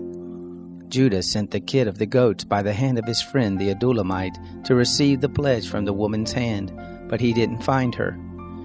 Then he asked the men of her place, saying, "Where is the prostitute that was at Enaim by the road?" They said, "There has been no prostitute here." He returned to Judah and said, "I haven't found her." And also the men of the place said, "There has been no prostitute here." Judah said, "Let her keep it, lest we be shamed. Behold, I sent this kid, and you haven't found her." It happened about 3 months later that it was told Judah, saying, "Tamar, your daughter-in-law, has played the prostitute, and moreover, behold, she is with child by prostitution." Judah said, "Bring her forth, and let her be burnt." When she was brought forth, she sent to her father-in-law, saying, "By the man whose these are, I am with child." She also said, "Please discern whose are these, the signet, and the cords, and the staff." Judah acknowledged them and said, "She is more righteous than I, because I didn't give her to Shelah my son." He knew her again no more. It happened in the time of her travail, that behold, twins were in her womb. It happened, when she travailed, that one put out a hand, and the midwife took and tied a scarlet thread on his hand, saying, "This came out first." It happened, as he drew back his hand, that behold, his brother came out, and she said, "Why have you made a breach for yourself?" Therefore his name was called Perez. Afterward his brother came out, that had the scarlet thread on his hand, and his name was called Zerah. Joseph was brought down to Egypt. Potiphar, an officer of Pharaoh's, the captain of the guard, an Egyptian, bought him from the hand of the Ishmaelites that had brought him down there. The Lord was with Joseph, and he was a prosperous man. He was in the house of his master the Egyptian. His master saw that the Lord was with him, and that the Lord made all that he did prosper in his hand. Joseph found favor in his sight. He ministered to him, and he made him overseer over his house, and all that he had he put into his hand. It happened from the time that he made him overseer in his house and over all that he had, that the Lord blessed the Egyptian's house for Joseph's sake, and the blessing of the Lord was on all that he had, in the house and in the field. He left all that he had in Joseph's hand. He didn't concern himself with anything except for the food which he ate. Joseph was well built and handsome. It happened after these things that his master's wife cast her eyes on Joseph, and she said, "Lie with me." But he refused and said to his master's wife, "Behold, my master doesn't know what is with me in the house, and he has put all that he has into my hand. He isn't greater in this house than I, neither has he kept back anything from me but you, because you are his wife. How then can I do this great wickedness and sin against God?" It happened that as she spoke to Joseph day by day, that he didn't listen to her, to lie by her or to be with her.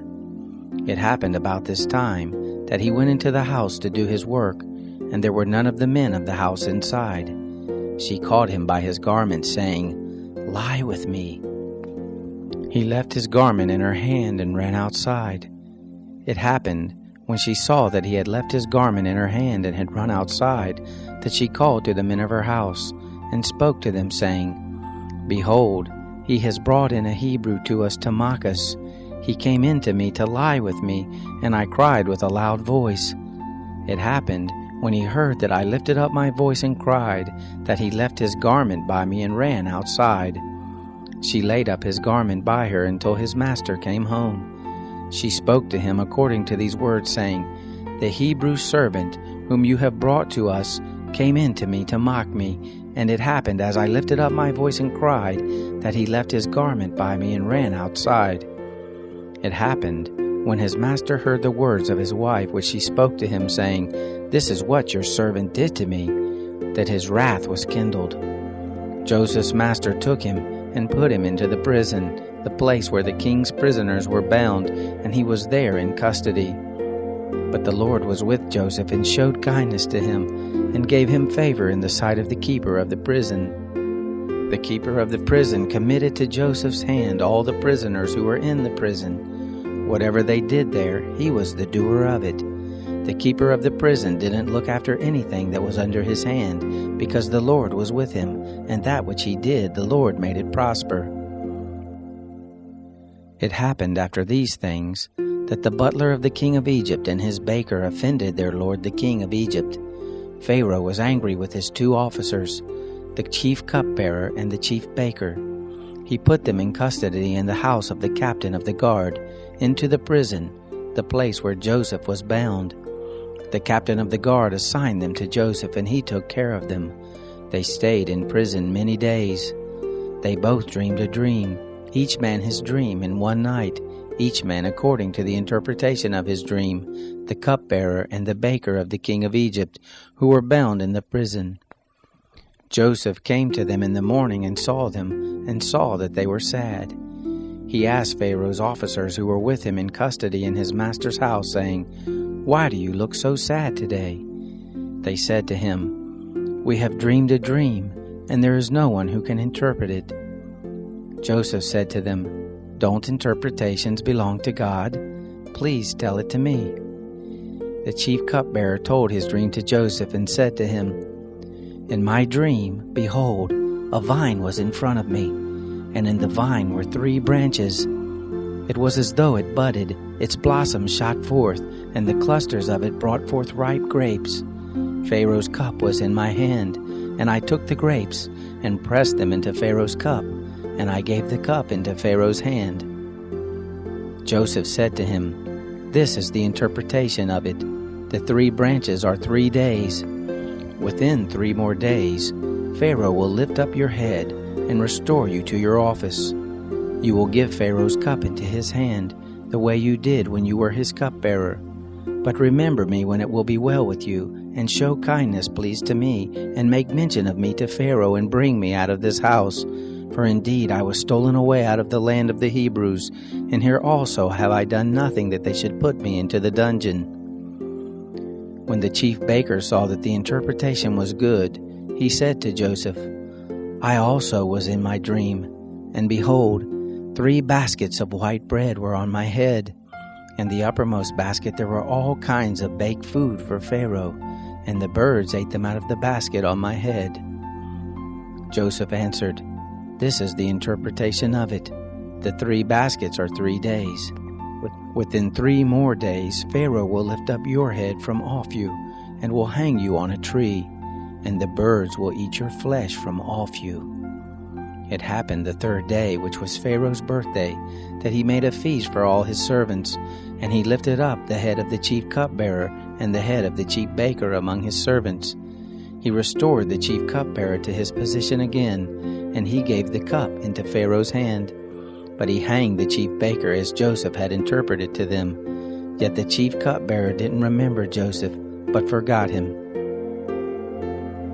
It happened at the end of 2 full years that Pharaoh dreamed, and behold, he stood by the river. Behold, there came up out of the river 7 cattle, well-favored and fat-fleshed, and they fed in the reed grass. Behold, 7 other cattle came up after them out of the river, ill-favored and lean-fleshed, and stood by the other cattle on the brink of the river. The ill-favored and lean-fleshed cattle ate up the 7 well-favored and fat cattle. So Pharaoh awoke. He slept and dreamed a 2nd time, and behold, 7 heads of grain came up on one stalk, healthy and good. Behold, 7 heads of grain, thin and blasted with the east wind, sprung up after them. The thin heads of grain swallowed up the 7 healthy and full ears. Pharaoh awoke, and behold, it was a dream. It happened in the morning that his spirit was troubled, and he sent and called for all the magicians of Egypt and all the wise men of it. Pharaoh told them his dream, but there was no one who could interpret them to Pharaoh. Then the chief cupbearer spoke to Pharaoh, saying, "I remember my faults today." Pharaoh was angry with his servants and put me in custody in the house of the captain of the guard, me and the chief baker. We dreamed a dream in one night, I and he. We dreamed each man according to the interpretation of his dream.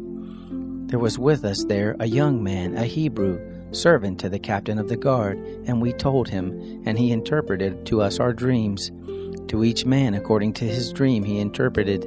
It happened, as he interpreted to us, so it was. He restored me to my office, and he hanged him. Then Pharaoh sent and called Joseph, and they brought him hastily out of the dungeon. He shaved himself, changed his clothing, and came in to Pharaoh. Pharaoh said to Joseph, "I have dreamed a dream, and there is no one who can interpret it. I have heard it said of you that when you hear a dream you can interpret it." Joseph answered Pharaoh, saying, "It isn't in me. God will give Pharaoh an answer of peace." Pharaoh spoke to Joseph, "In my dream, behold, I stood on the brink of the river, and behold, there came up out of the river 7 cattle, fat-fleshed and well-favored. They fed in the reed grass. And behold, 7 other cattle came up after them, poor and very ill-favored and lean-fleshed, such as I never saw in all the land of Egypt for ugliness. The lean and ill-favored cattle ate up the first 7 fat cattle. And when they had eaten them up, It couldn't be known that they had eaten them, but they were still ill-favored as at the beginning. So I awoke. I saw in my dream, and behold, 7 heads of grain came up on one stalk, full and good. And behold, 7 heads of grain, withered, thin and blasted with the east wind, sprung up after them. The thin heads of grain swallowed up the 7 good heads of grain. I told it to the magicians, but there was no one who could explain it to me. Joseph said to Pharaoh, "The dream of Pharaoh is one. What God is about to do he has declared to Pharaoh. The 7 good cattle are 7 years, and the 7 good heads of grain are 7 years. The dream is one. The 7 lean and ill-favored cattle that came up after them are 7 years, and also the 7 empty heads of grain, blasted with the east wind. They will be 7 years of famine. This is the thing which I spoke to Pharaoh. What God is about to do, he has shown to Pharaoh. Behold, there come 7 years of great plenty throughout all the land of Egypt. There will arise after them 7 years of famine, and all the plenty will be forgotten in the land of Egypt. The famine will consume the land, and the plenty will not be known in the land by reason of that famine which follows, for it will be very grievous. The dream was doubled to Pharaoh, because the thing is established by God, and God will shortly bring it to pass. Now therefore let Pharaoh look for a discreet and wise man, and set him over the land of Egypt. Let Pharaoh do this, and let him appoint overseers over the land, and take up the 5th part of the land of Egypt's produce in the 7 plenteous years. Let them gather all the food of these good years that come, and lay up grain under the hand of Pharaoh for food in the cities, and let them keep it. The food will be for a store to the land against the 7 years of famine, which will be in the land of Egypt, that the land not perish through the famine." The thing was good in the eyes of Pharaoh and in the eyes of all his servants. Pharaoh said to his servants, "Can we find such a one as this, a man in whom is the Spirit of God?" Pharaoh said to Joseph, "Because God has shown you all of this, there is none so discreet and wise as you. You shall be over my house, and according to your word will all my people be ruled. Only in the throne I will be greater than you." Pharaoh said to Joseph, "Behold, I have set you over all the land of Egypt." Pharaoh took off his signet ring from his hand and put it on Joseph's hand, and arrayed him in robes of fine linen, and put a gold chain about his neck. And he made him to ride in the 2nd chariot which he had. They cried before him, "Bow the knee." He set him over all the land of Egypt. Pharaoh said to Joseph, "I am Pharaoh, and without you shall no man lift up his hand or his foot in all the land of Egypt." Pharaoh called Joseph's name Zaphenath-Paneah, and he gave him Asenath, the daughter of Potiphera, priest of On, as a wife. Joseph went out over all the land of Egypt. Joseph was 30 years old when he stood before Pharaoh, king of Egypt. Joseph went out from the presence of Pharaoh, and went throughout all the land of Egypt. And the 7 plenteous years the earth brought forth abundantly. He gathered up all the food of the 7 years which were in the land of Egypt, and laid up the food in the cities. The food of the field which was round about every city he laid up in the same. Joseph laid up grain as the sand of the sea, very much until he stopped counting, for it was without number. To Joseph were born 2 sons before the year of famine came, whom Asenath, the daughter of Potiphera, priest of On, bore to him. Joseph called the name of the firstborn Manasseh, for he said, "God has made me forget all my toil, and all my father's house." The name of the second he called Ephraim, for God has made me fruitful in the land of my affliction. The 7 years of plenty that was in the land of Egypt came to an end. The 7 years of famine began to come, just as Joseph had said. There was famine in all lands, but in all the land of Egypt there was bread. When all the land of Egypt was famished, the people cried to Pharaoh for bread, and Pharaoh said to the Egyptians, "Go to Joseph, what he says to you do." The famine was over all the surface of the earth. Joseph opened all the storehouses and sold to the Egyptians. The famine was severe in the land of Egypt. All countries came into Egypt to Joseph to buy grain, because the famine was severe in all the earth. Now Jacob saw that there was grain in Egypt, and Jacob said to his sons, "Why do you look at one another?" He said, "Behold, I have heard that there is grain in Egypt. Go down there and buy for us from there, so that we may live and not die." Joseph's 10 brothers went down to buy grain from Egypt. But Jacob didn't send Benjamin, Joseph's brother, with his brothers, for he said, lest perhaps harm happen to him. The sons of Israel came to buy among those who came, for the famine was in the land of Canaan. Joseph was the governor over the land. It was he who sold to all the people of the land. Joseph's brothers came and bowed themselves down to him with their faces to the earth. Joseph saw his brothers, and he recognized them, but he acted like a stranger to them and spoke roughly with them. He said to them, "Where did you come from?" They said, "From the land of Canaan to buy food." Joseph recognized his brothers, but they didn't recognize him. Joseph remembered the dreams which he dreamed about them and said to them, "You are spies. You have come to see the nakedness of the land." They said to him, "No, my lord, but your servants have come to buy food. We are all one man's sons. We are honest men. Your servants are not spies." He said to them, "No, but you have come to see the nakedness of the land." They said, "We, your servants, are 12 brothers, the sons of one man in the land of Canaan, and behold, the youngest is this day with our father, and one is no more." Joseph said to them, "It is like I told you, saying, you are spies. Hereby you shall be tested. By the life of Pharaoh you shall not go forth from here, unless your youngest brother come here. Send one of you, and let him get your brother, and you shall be bound, that your words may be tested, whether there is truth in you, or else by the life of Pharaoh surely you are spies." He put them all together into custody 3 days. Joseph said to them the 3rd day, "Do this and live, for I fear God. If you are honest men, then let one of your brothers be bound in your prison house. But you go, carry grain for the famine of your houses. Bring your youngest brother to me, so will your words be verified and you won't die." They did so. They said one to another, "We are most assuredly guilty concerning our brother, and that we saw the distress of his soul when he begged us, and we wouldn't listen. Therefore this distress has come on us." Reuben answered them, saying, "Didn't I tell you, saying, don't sin against the child? And you wouldn't listen. Therefore also, behold, his blood is required." They didn't know that Joseph understood them, for there was an interpreter between them. He turned himself about from them and wept. And he returned to them and spoke to them, and took Simeon from among them, and bound him before their eyes.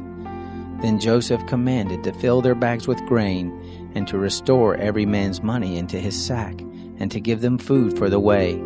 So it was done to them. They loaded their donkeys with their grain and departed from there. As one of them opened his sack to give his donkey food in the lodging place, he saw his money. Behold, it was in the mouth of his sack. He said to his brothers, "My money is restored. Behold, it is even in my sack." Their hearts failed them, and they turned trembling one to another, saying, "What is this that God has done to us?" They came to Jacob their father to the land of Canaan, and told him all that had happened to them, saying, "The man, the lord of the land, spoke roughly with us, and took us for spies of the country." We said to him, "We are honest men, we are no spies. We are 12 brothers, sons of our father. One is no more, and the youngest is this day with our father in the land of Canaan." The man, the lord of the land, said to us, "Hereby will I know that you are honest men. Leave one of your brothers with me, and take grain for the famine of your houses, and go your way. Bring your youngest brother to me. Then I will know that you are not spies, but that you are honest men. So I will deliver your brother to you, and you shall trade in the land." It happened as they emptied their sacks, that behold, every man's bundle of money was in his sack. When they and their father saw their bundles of money, they were afraid. Jacob their father said to them, "You have bereaved me of my children. Joseph is no more, Simeon is no more, and you want to take Benjamin away. All these things are against me." Reuben spoke to his father, saying, "Kill my 2 sons if I don't bring him to you. Deliver him into my hand, and I will bring him to you again." He said, "My son shall not go down with you, for his brother is dead, and he only is left. If harm happens to him by the way in which you go, then you will bring down my gray hairs with sorrow to Sheol." The famine was severe in the land. It happened when they had eaten up the grain which they had brought out of Egypt. Their father said to them, "Go again, buy us a little more food." Judah spoke to him, saying, "The man solemnly warned us, saying, 'You shall not see my face unless your brother is with you. If you will send our brother with us, we will go down and buy you food. But if you will not send him, we will not go down, for the man said to us, You shall not see my face unless your brother is with you.'" Israel said, "Why did you treat me so badly, telling the man that you had another brother?" They said, "The man asked directly concerning ourselves and concerning our relatives, saying, 'Is your father still alive? Have you another brother?' We just answered his questions. Is there any way we could know that he would say, 'Bring your brother down'?" Judah said to Israel his father, "Send the boy with me, and we will arise and go, so that we may live and not die, both we and you, and also our little ones. I will be collateral for him. From my hand will you require him. If I don't bring him to you and set him before you, then let me bear the blame forever. For unless we had lingered, surely we would have returned a second time by now." Their father Israel said to them, "If it be so now, do this. Take from the choice fruits of the land in your bags, and carry down a present for the man, a little balm, a little honey, spices and myrrh, nuts and almonds. And take double money in your hand. With the money that was returned in the mouth of your sacks, carry again in your hand. Perhaps it was an oversight. Take also your brother, and arise, go again to the man. May God Almighty give you mercy before the man, that he may release to you your other brother and Benjamin. If I am bereaved of my children, I am bereaved." The men took that present, and they took double money in their hand, and Benjamin, and rose up, went down to Egypt, and stood before Joseph. When Joseph saw Benjamin with them, he said to the steward of his house, "Bring the men into the house, and butcher an animal, and make ready, for the men will dine with me at noon." The man did as Joseph commanded, and the man brought the men to Joseph's house. The men were afraid, because they were brought to Joseph's house, and they said, "Because of the money that was returned in our sacks at the first time are we brought in, that he may seek occasion against us, and fall on us, and take us for bondservants along with our donkeys." They came near to the steward of Joseph's house, and they spoke to him at the door of the house, and said, "O my lord, we indeed came down at the first to buy food, and it happened, when we came to the lodging place, that we opened our sack, and behold, every man's money was in the mouth of the sack, our money in full weight. We have brought it again in our hand. We have brought down other money in our hand to buy food. We don't know who put our money in our sacks." He said, "Peace be to you, don't be afraid. Your God and the God of your father has given your treasure in your sacks. I received your money." He brought Simeon out to them. The man brought the men into Joseph's house and gave them water, and they washed their feet. He gave their donkeys fodder. They made ready the present for Joseph's coming at noon, for they heard that they should eat bread there. When Joseph came home, they brought him the present which was in their hand into the house, and bowed down themselves to him to the earth. He asked them of their welfare, and said, "Is your father well, the old man of whom you spoke? Is he yet alive?" They said, "Your servant our father is well, he is still alive." They bowed the head and did homage. He lifted up his eyes and saw Benjamin his brother, his mother's son, and said, "Is this your youngest brother of whom you spoke to me?" He said, "God be gracious to you, my son." Joseph made haste, for his heart yearned over his brother, and he sought a place to weep, and he entered into his room and wept there. He washed his face and came out. He controlled himself and said, "Serve the meal." They served him by himself, and them by themselves, and the Egyptians that ate with him by themselves, because the Egyptians don't eat bread with the Hebrews, for that is an abomination to the Egyptians. They sat before him, the firstborn according to his birthright, and the youngest according to his youth, and the men marveled one with another. He sent portions to them from before him, but Benjamin's portion was 5 times as much as any of theirs. They drank and were merry with him.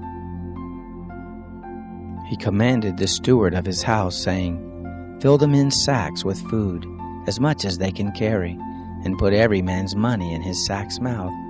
Put my cup, the silver cup, in the sack's mouth of the youngest with his grain money." He did according to the word that Joseph had spoken. As soon as the morning was light, the men were sent away, they and their donkeys. When they had gone out of the city and were not yet far off, Joseph said to his steward, "Go, follow after the men. When you overtake them, ask them, 'Why have you rewarded evil for good? Isn't this that from which my Lord drinks, and by which he indeed divines? You have done evil in so doing.' He overtook them, and he spoke to them these words. They said to him, 'Why does my Lord speak such words as these? Far be it from your servants that they should do such a thing. Behold, the money which we found in our sacks' mouths we brought again to you out of the land of Canaan. How then should we steal silver or gold out of your Lord's house? With whoever of your servants it be found, let him die, and we also will be my Lord's bondservants.' He said, 'Now also let it be according to your words. He with whom it is found will be my bondservant, and you will be blameless.' Then they hurried and took down every man his sack to the ground, and opened every man his sack. He searched, beginning with the eldest and ending at the youngest. The cup was found in Benjamin's sack. Then they tore their clothes and loaded every man his donkey and returned to the city. Judah and his brothers came to Joseph's house, and he was still there. They fell on the ground before him. Joseph said to them, "What deed is this that you have done? Don't you know that such a man as I can indeed divine?" Judah said, "What will we tell, my Lord? What will we speak? Or how will we clear ourselves? God has found out the iniquity of your servants. Behold, we are my Lord's bondservants, both we, and he also in whose hand the cup is found." He said, "Far be it from me that I should do so. The man in whose hand the cup is found, he will be my bondservant. But as for you, go up in peace to your father." Then Judah came near to him and said, "O my Lord, please let your servant speak a word in my Lord's ear, and don't let your anger burn against your servant, for you are even as Pharaoh." My Lord asked his servants, saying, "Have you a father or a brother?" We said to my Lord, "We have a father, an old man, and a child of his old age, a little one, and his brother is dead, and he alone is left of his mother, and his father loves him." You said to your servants, "Bring him down to me that I may set my eyes on him." We said to my Lord, "The boy can't leave his father, for if he should leave his father would die." You said to your servants, "Unless your youngest brother comes down with you, you will see my face no more." It happened, when we came up to your servant my father, we told him the words of my Lord. Our father said, "Go again, buy us a little food." We said, "We can't go down. If our youngest brother is with us, then we will go down, for we may not see the man's face unless our youngest brother is with us." Your servant my father said to us, "You know that my wife bore me 2 sons, and the one went out from me, and I said, 'Surely he is torn in pieces, and I haven't seen him since.' If you take this one also from me, and harm happens to him, you will bring down my gray hairs with sorrow to Sheol. Now therefore, when I come to your servant my father, and the boy is not with us, seeing that his life is bound up in the boy's life, it will happen, when he sees that the boy is no more, that he will die. Your servants will bring down the gray hairs of your servant our father with sorrow to Sheol. For your servant became collateral for the boy to my father, saying, 'If I don't bring him to you, then I will bear the blame to my father forever.' Now therefore please let your servant stay instead of the boy, a bondservant to my Lord, and let the boy go up with his brothers. For how will I go up to my father if the boy isn't with me, lest I see the evil that will come on my father?" Then Joseph couldn't control himself before all those who stood before him, and he cried, "Cause every man to go out from me." There stood no man with him, while Joseph made himself known to his brothers. He wept aloud. The Egyptians heard, and the house of Pharaoh heard. Joseph said to his brothers, "I am Joseph. Does my father still live?" His brothers couldn't answer him, for they were terrified at his presence. Joseph said to his brothers, "Come near to me, please." They came near. He said, "I am Joseph, your brother, whom you sold into Egypt. Now don't be grieved nor angry with yourselves that you sold me here, for God sent me before you to preserve life. For these 2 years the famine has been in the land, and there are yet 5 years in which there will be neither plowing nor harvest. God sent me before you to preserve you a remnant in the earth, and to save you alive by a great deliverance. So now it wasn't you who sent me here, but God, and He has made me a father to Pharaoh, lord of all his house, and ruler over all the land of Egypt. Hurry and go up to my father and tell him, 'This is what your son Joseph says. God has made me lord of all Egypt. Come down to me, don't wait.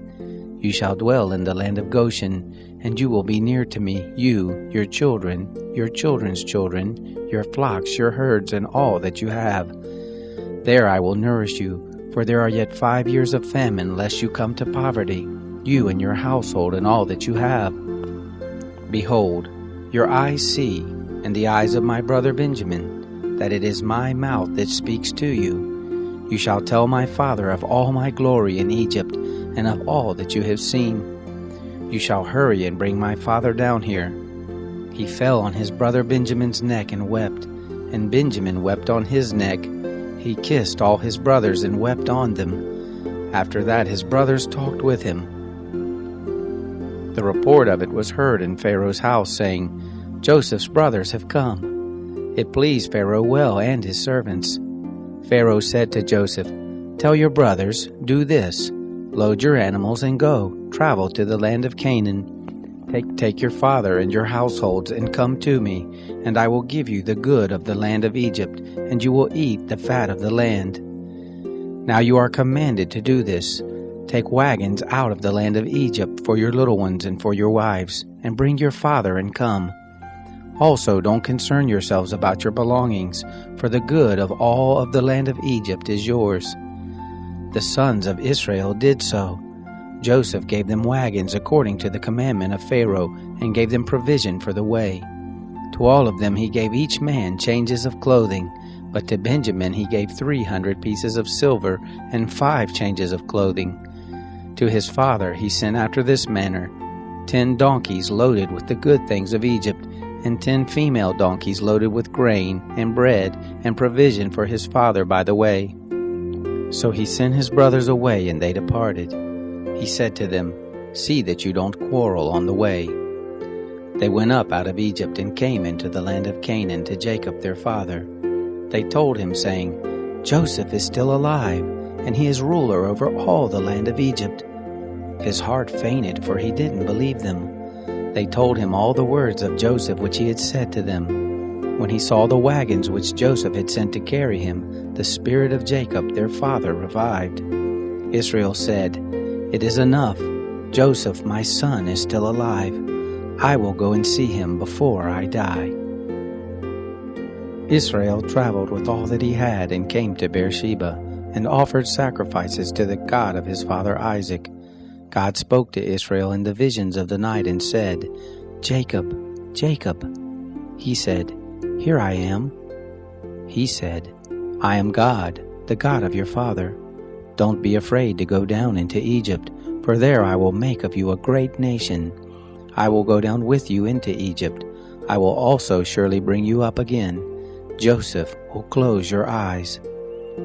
Jacob rose up from Beersheba, and the sons of Israel carried Jacob their father, their little ones and their wives, in the wagons which Pharaoh had sent to carry him.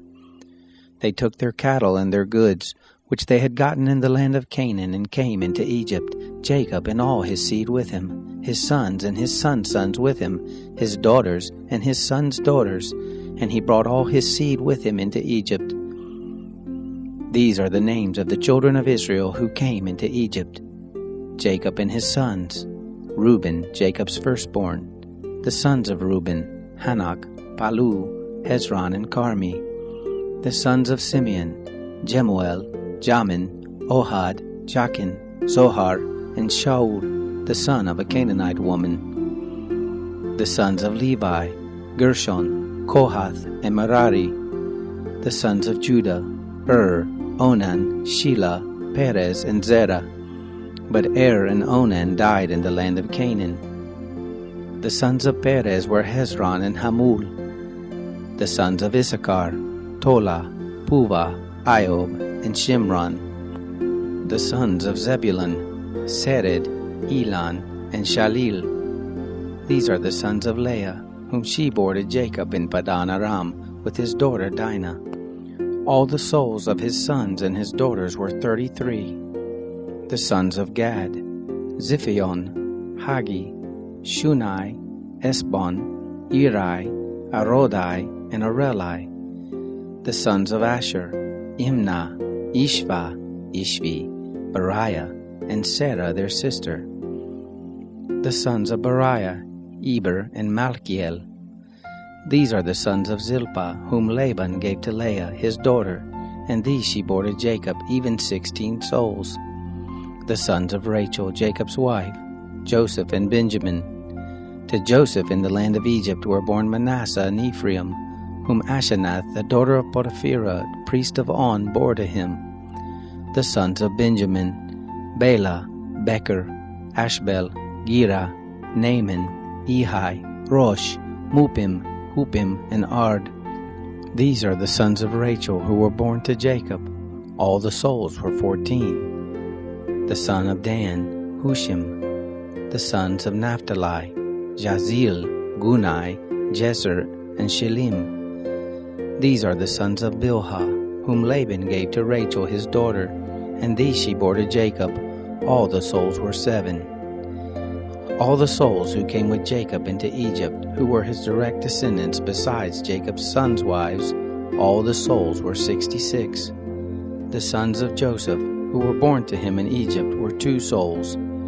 All the souls of the house of Jacob who came into Egypt were 70. He sent Judah before him to Joseph, to show the way before him to Goshen, and they came into the land of Goshen. Joseph made ready his chariot and went up to meet Israel his father in Goshen. He presented himself to him, and fell on his neck, and wept on his neck a good while. Israel said to Joseph, "Now let me die, since I have seen your face, that you are still alive." Joseph said to his brothers and to his father's house, "I will go up and speak with Pharaoh, and will tell him, 'My brothers and my father's house, who are in the land of Canaan, have come to me. These men are shepherds, for they have been keepers of cattle, and they have brought their flocks and their herds and all that they have.' It will happen when Pharaoh summons you, and will say, 'What is your occupation?' that you shall say, 'Your servants have been keepers of cattle from our youth, even until now, both we and our fathers, that you may dwell in the land of Goshen.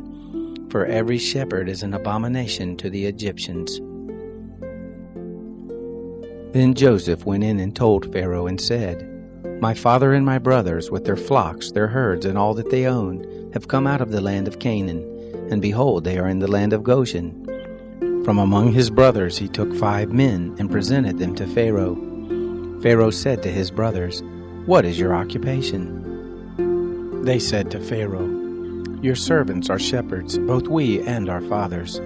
They said to Pharaoh, "We have come to live as foreigners in the land, for there is no pasture for your servants' flocks. For the famine is severe in the land of Canaan. Now therefore please let your servants dwell in the land of Goshen." Pharaoh spoke to Joseph, saying, "Your father and your brothers have come to you. The land of Egypt is before you. Make your father and your brothers dwell in the best of the land. Let them dwell in the land of Goshen. If you know any able men among them, then put them in charge of my cattle." Joseph brought in Jacob his father, and set him before Pharaoh. And Jacob blessed Pharaoh. Pharaoh said to Jacob, "How many are the days of the years of your life?" Jacob said to Pharaoh, "The days of the years of my pilgrimage are 130 years."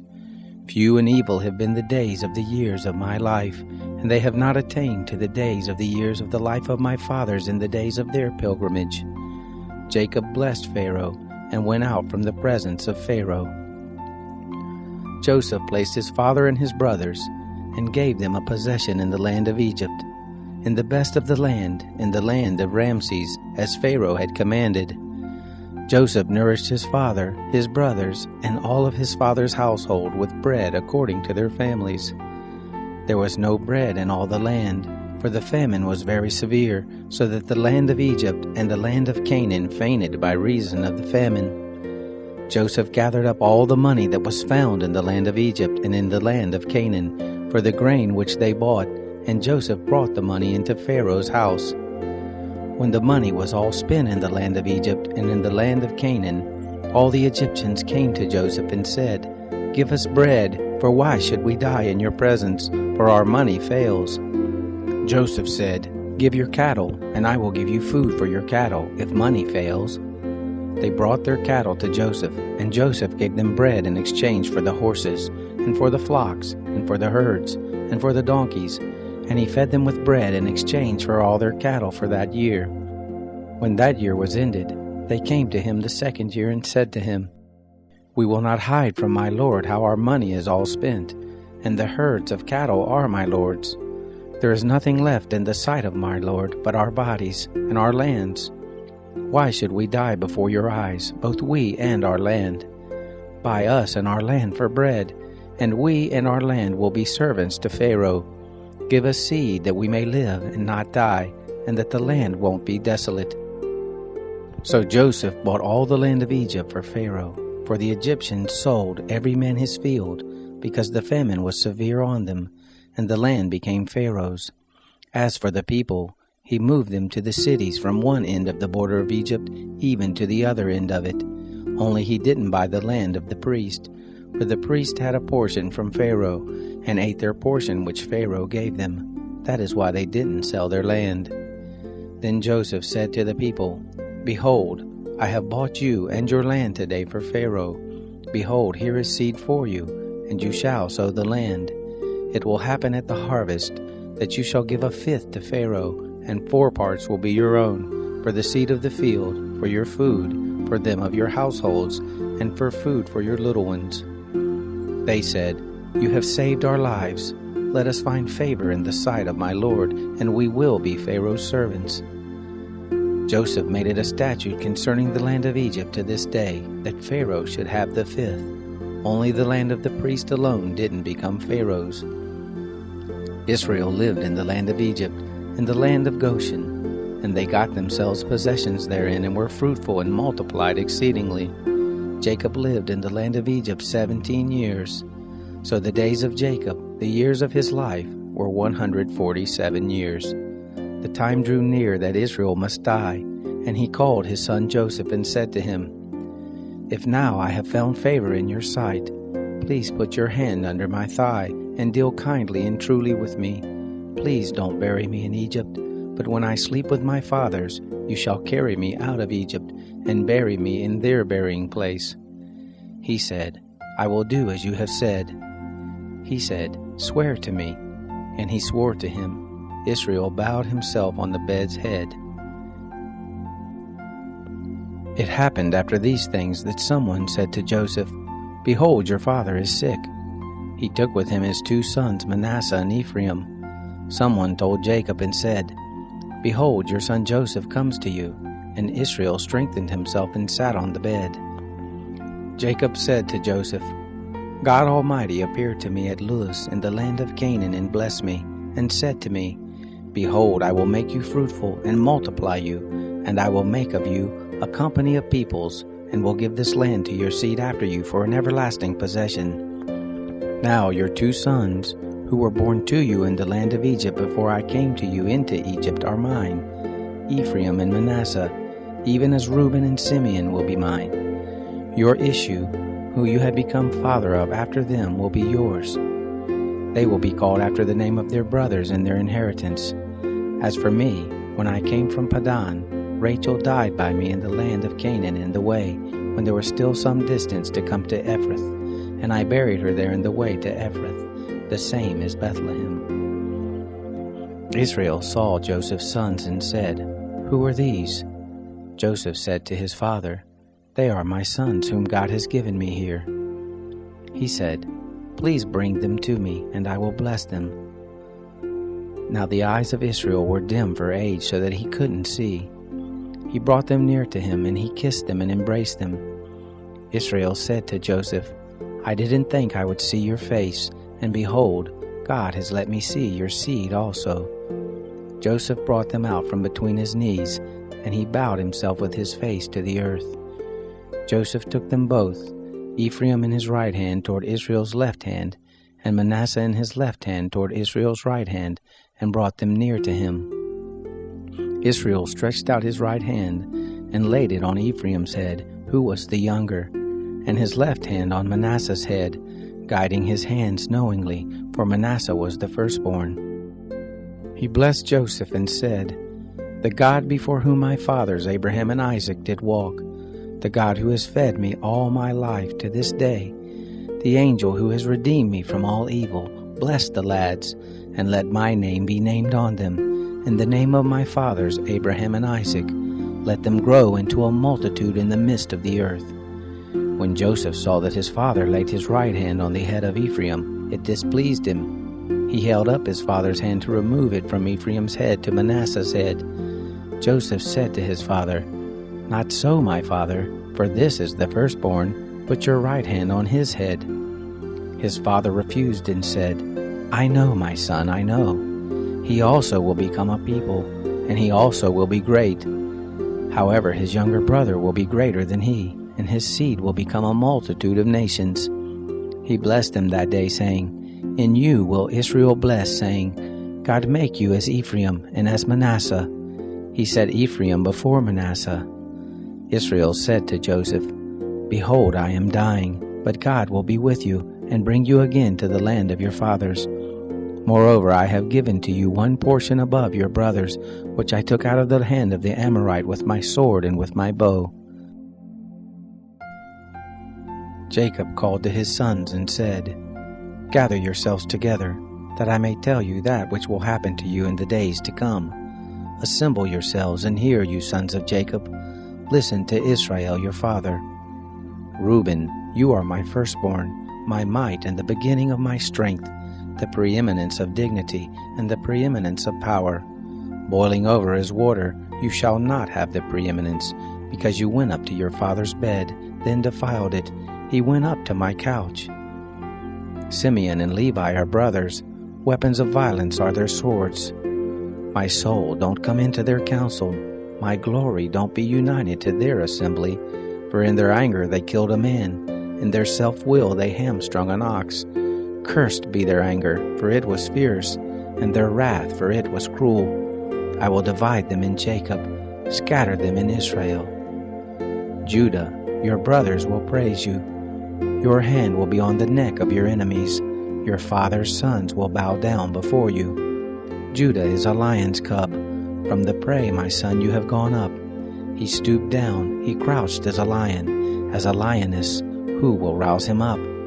The scepter will not depart from Judah, nor the ruler's staff from between his feet, until he comes to whom it belongs. To him will the obedience of the peoples be. Binding his foal to the vine, his donkey's colt to the choice vine. He has washed his garments in wine, his robes in the blood of grapes. His eyes will be red with wine, his teeth white with milk. Zebulun will dwell at the haven of the sea. He will be for a haven of ships. His border will be on Sidon. Issachar is a strong donkey, lying down between the saddlebags. He saw a resting place that it was good, the land that it was pleasant. He bows his shoulder to the burden, and becomes a servant doing forced labor. Dan will judge his people as one of the tribes of Israel. Dan will be a serpent in the way, an adder in the path, that bites the horse's heels so that his rider falls backward. I have waited for your salvation, Lord. Gad, a troop will press on him, but he will press on their heel. Out of Asher his bread will be fat. He will yield royal dainties. Naphtali is a doe set free, who bears beautiful fawns. Joseph is a fruitful vine by a spring. His branches run over the wall. The archers have sorely grieved him, shot at him and persecute him. But his bow abode in strength. The arms of his hands were made strong by the hands of the mighty one of Jacob. From there is the shepherd, the stone of Israel. Even by the God of your father who will help you, by the Almighty who will bless you with the blessings of heaven above, blessings of the deep that lies below, blessings of the breast and of the womb. The blessings of your father have prevailed above the blessings of the ancient mountains, above the bounty of the age-old hills. They will be on the head of Joseph, on the crown of the head of him who is separated from his brothers. Benjamin is a ravenous wolf. In the morning he will devour the prey. At evening he will divide the spoil. All these are the 12 tribes of Israel, and this is what their father spoke to them and blessed them. He blessed everyone according to his blessing.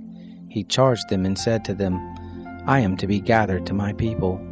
Bury me with my fathers in the cave that is in the field of Ephron the Hittite, in the cave that is in the field of Machpelah, which is before Mamre in the land of Canaan, which Abraham bought with the field from Ephron the Hittite as a burial place. There they buried Abraham and Sarah his wife. There they buried Isaac and Rebekah his wife. And there I buried Leah. The field and the cave that is therein, which was purchased from the children of Heth. When Jacob made an end of charging his sons, he gathered up his feet into the bed, and yielded up the spirit, and was gathered to his people. Joseph fell on his father's face, wept on him, and kissed him. Joseph commanded his servants the physicians to embalm his father, and the physicians embalmed Israel. 40 days were fulfilled for him, for that is how many days it takes to embalm. The Egyptians wept for him for 70 days. When the days of weeping for him were past, Joseph spoke to the house of Pharaoh, saying, If I have now found favor in your eyes, please speak in the ears of Pharaoh, saying, My father made me swear, saying, Behold, I am dying. Bury me in my grave which I have dug for myself in the land of Canaan. Now, therefore, please let me go up and bury my father, and I will come again. Pharaoh said, Go up and bury your father, just like he made you swear. Joseph went up to bury his father, and with him went up all the servants of Pharaoh, the elders of his house, and all the elders of the land of Egypt, all the house of Joseph, his brothers, and his father's house. Only their little ones, their flocks, and their herds they left in the land of Goshen. They went up with him, both chariots and horsemen. It was a very great company. They came to the threshing floor of Atad, which is beyond the Jordan, and there they lamented with a very great and sore lamentation. He mourned for his father 7 days. When the inhabitants of the land, the Canaanites, saw the mourning in the floor of Atad, they said, This is a grievous mourning by the Egyptians. Therefore the name of it was called Abel Mizraim, which is beyond the Jordan. His sons did to him just as he commanded them. For his sons carried him into the land of Canaan, and buried him in the cave of the field of Machpelah, which Abraham bought with the field, for a possession of a burying place, from Ephron the Hittite, before Mamre. Joseph returned into Egypt, he and his brothers, and all that went up with him to bury his father, after he had buried his father. When Joseph's brothers saw that their father was dead, they said, It may be that Joseph will hate us, and will fully pay us back for all of the evil which we did to him. They sent a message to Joseph, saying, Your father commanded before he died, saying, So you shall tell Joseph, Please now forgive the disobedience of your brothers and their sin, because they did evil to you. Now please forgive the disobedience of the servants of the God of your father. Joseph wept when they spoke to him. His brothers also went and fell down before his face, and they said, Behold, we are your servants. Joseph said to them, Don't be afraid, for am I in the place of God? As for you, you meant evil against me, but God meant it for good, to bring to pass as it is this day, to save many people alive. Now therefore don't be afraid. I will nourish you and your little ones. He comforted them and spoke kindly to them. Joseph lived in Egypt, he and his father's house. Joseph lived 110 years. Joseph saw Ephraim's children to the third generation. The children also of Machir the son of Manasseh were born on Joseph's knees. Joseph said to his brothers, I am dying, but God will surely visit you and bring you up out of this land to the land which he swore to Abraham, to Isaac, and to Jacob. Joseph took an oath of the children of Israel, saying, God will surely visit you, and you shall carry up my bones from here. So Joseph died, being 110 years old, and they embalmed him, and he was put in a coffin in Egypt.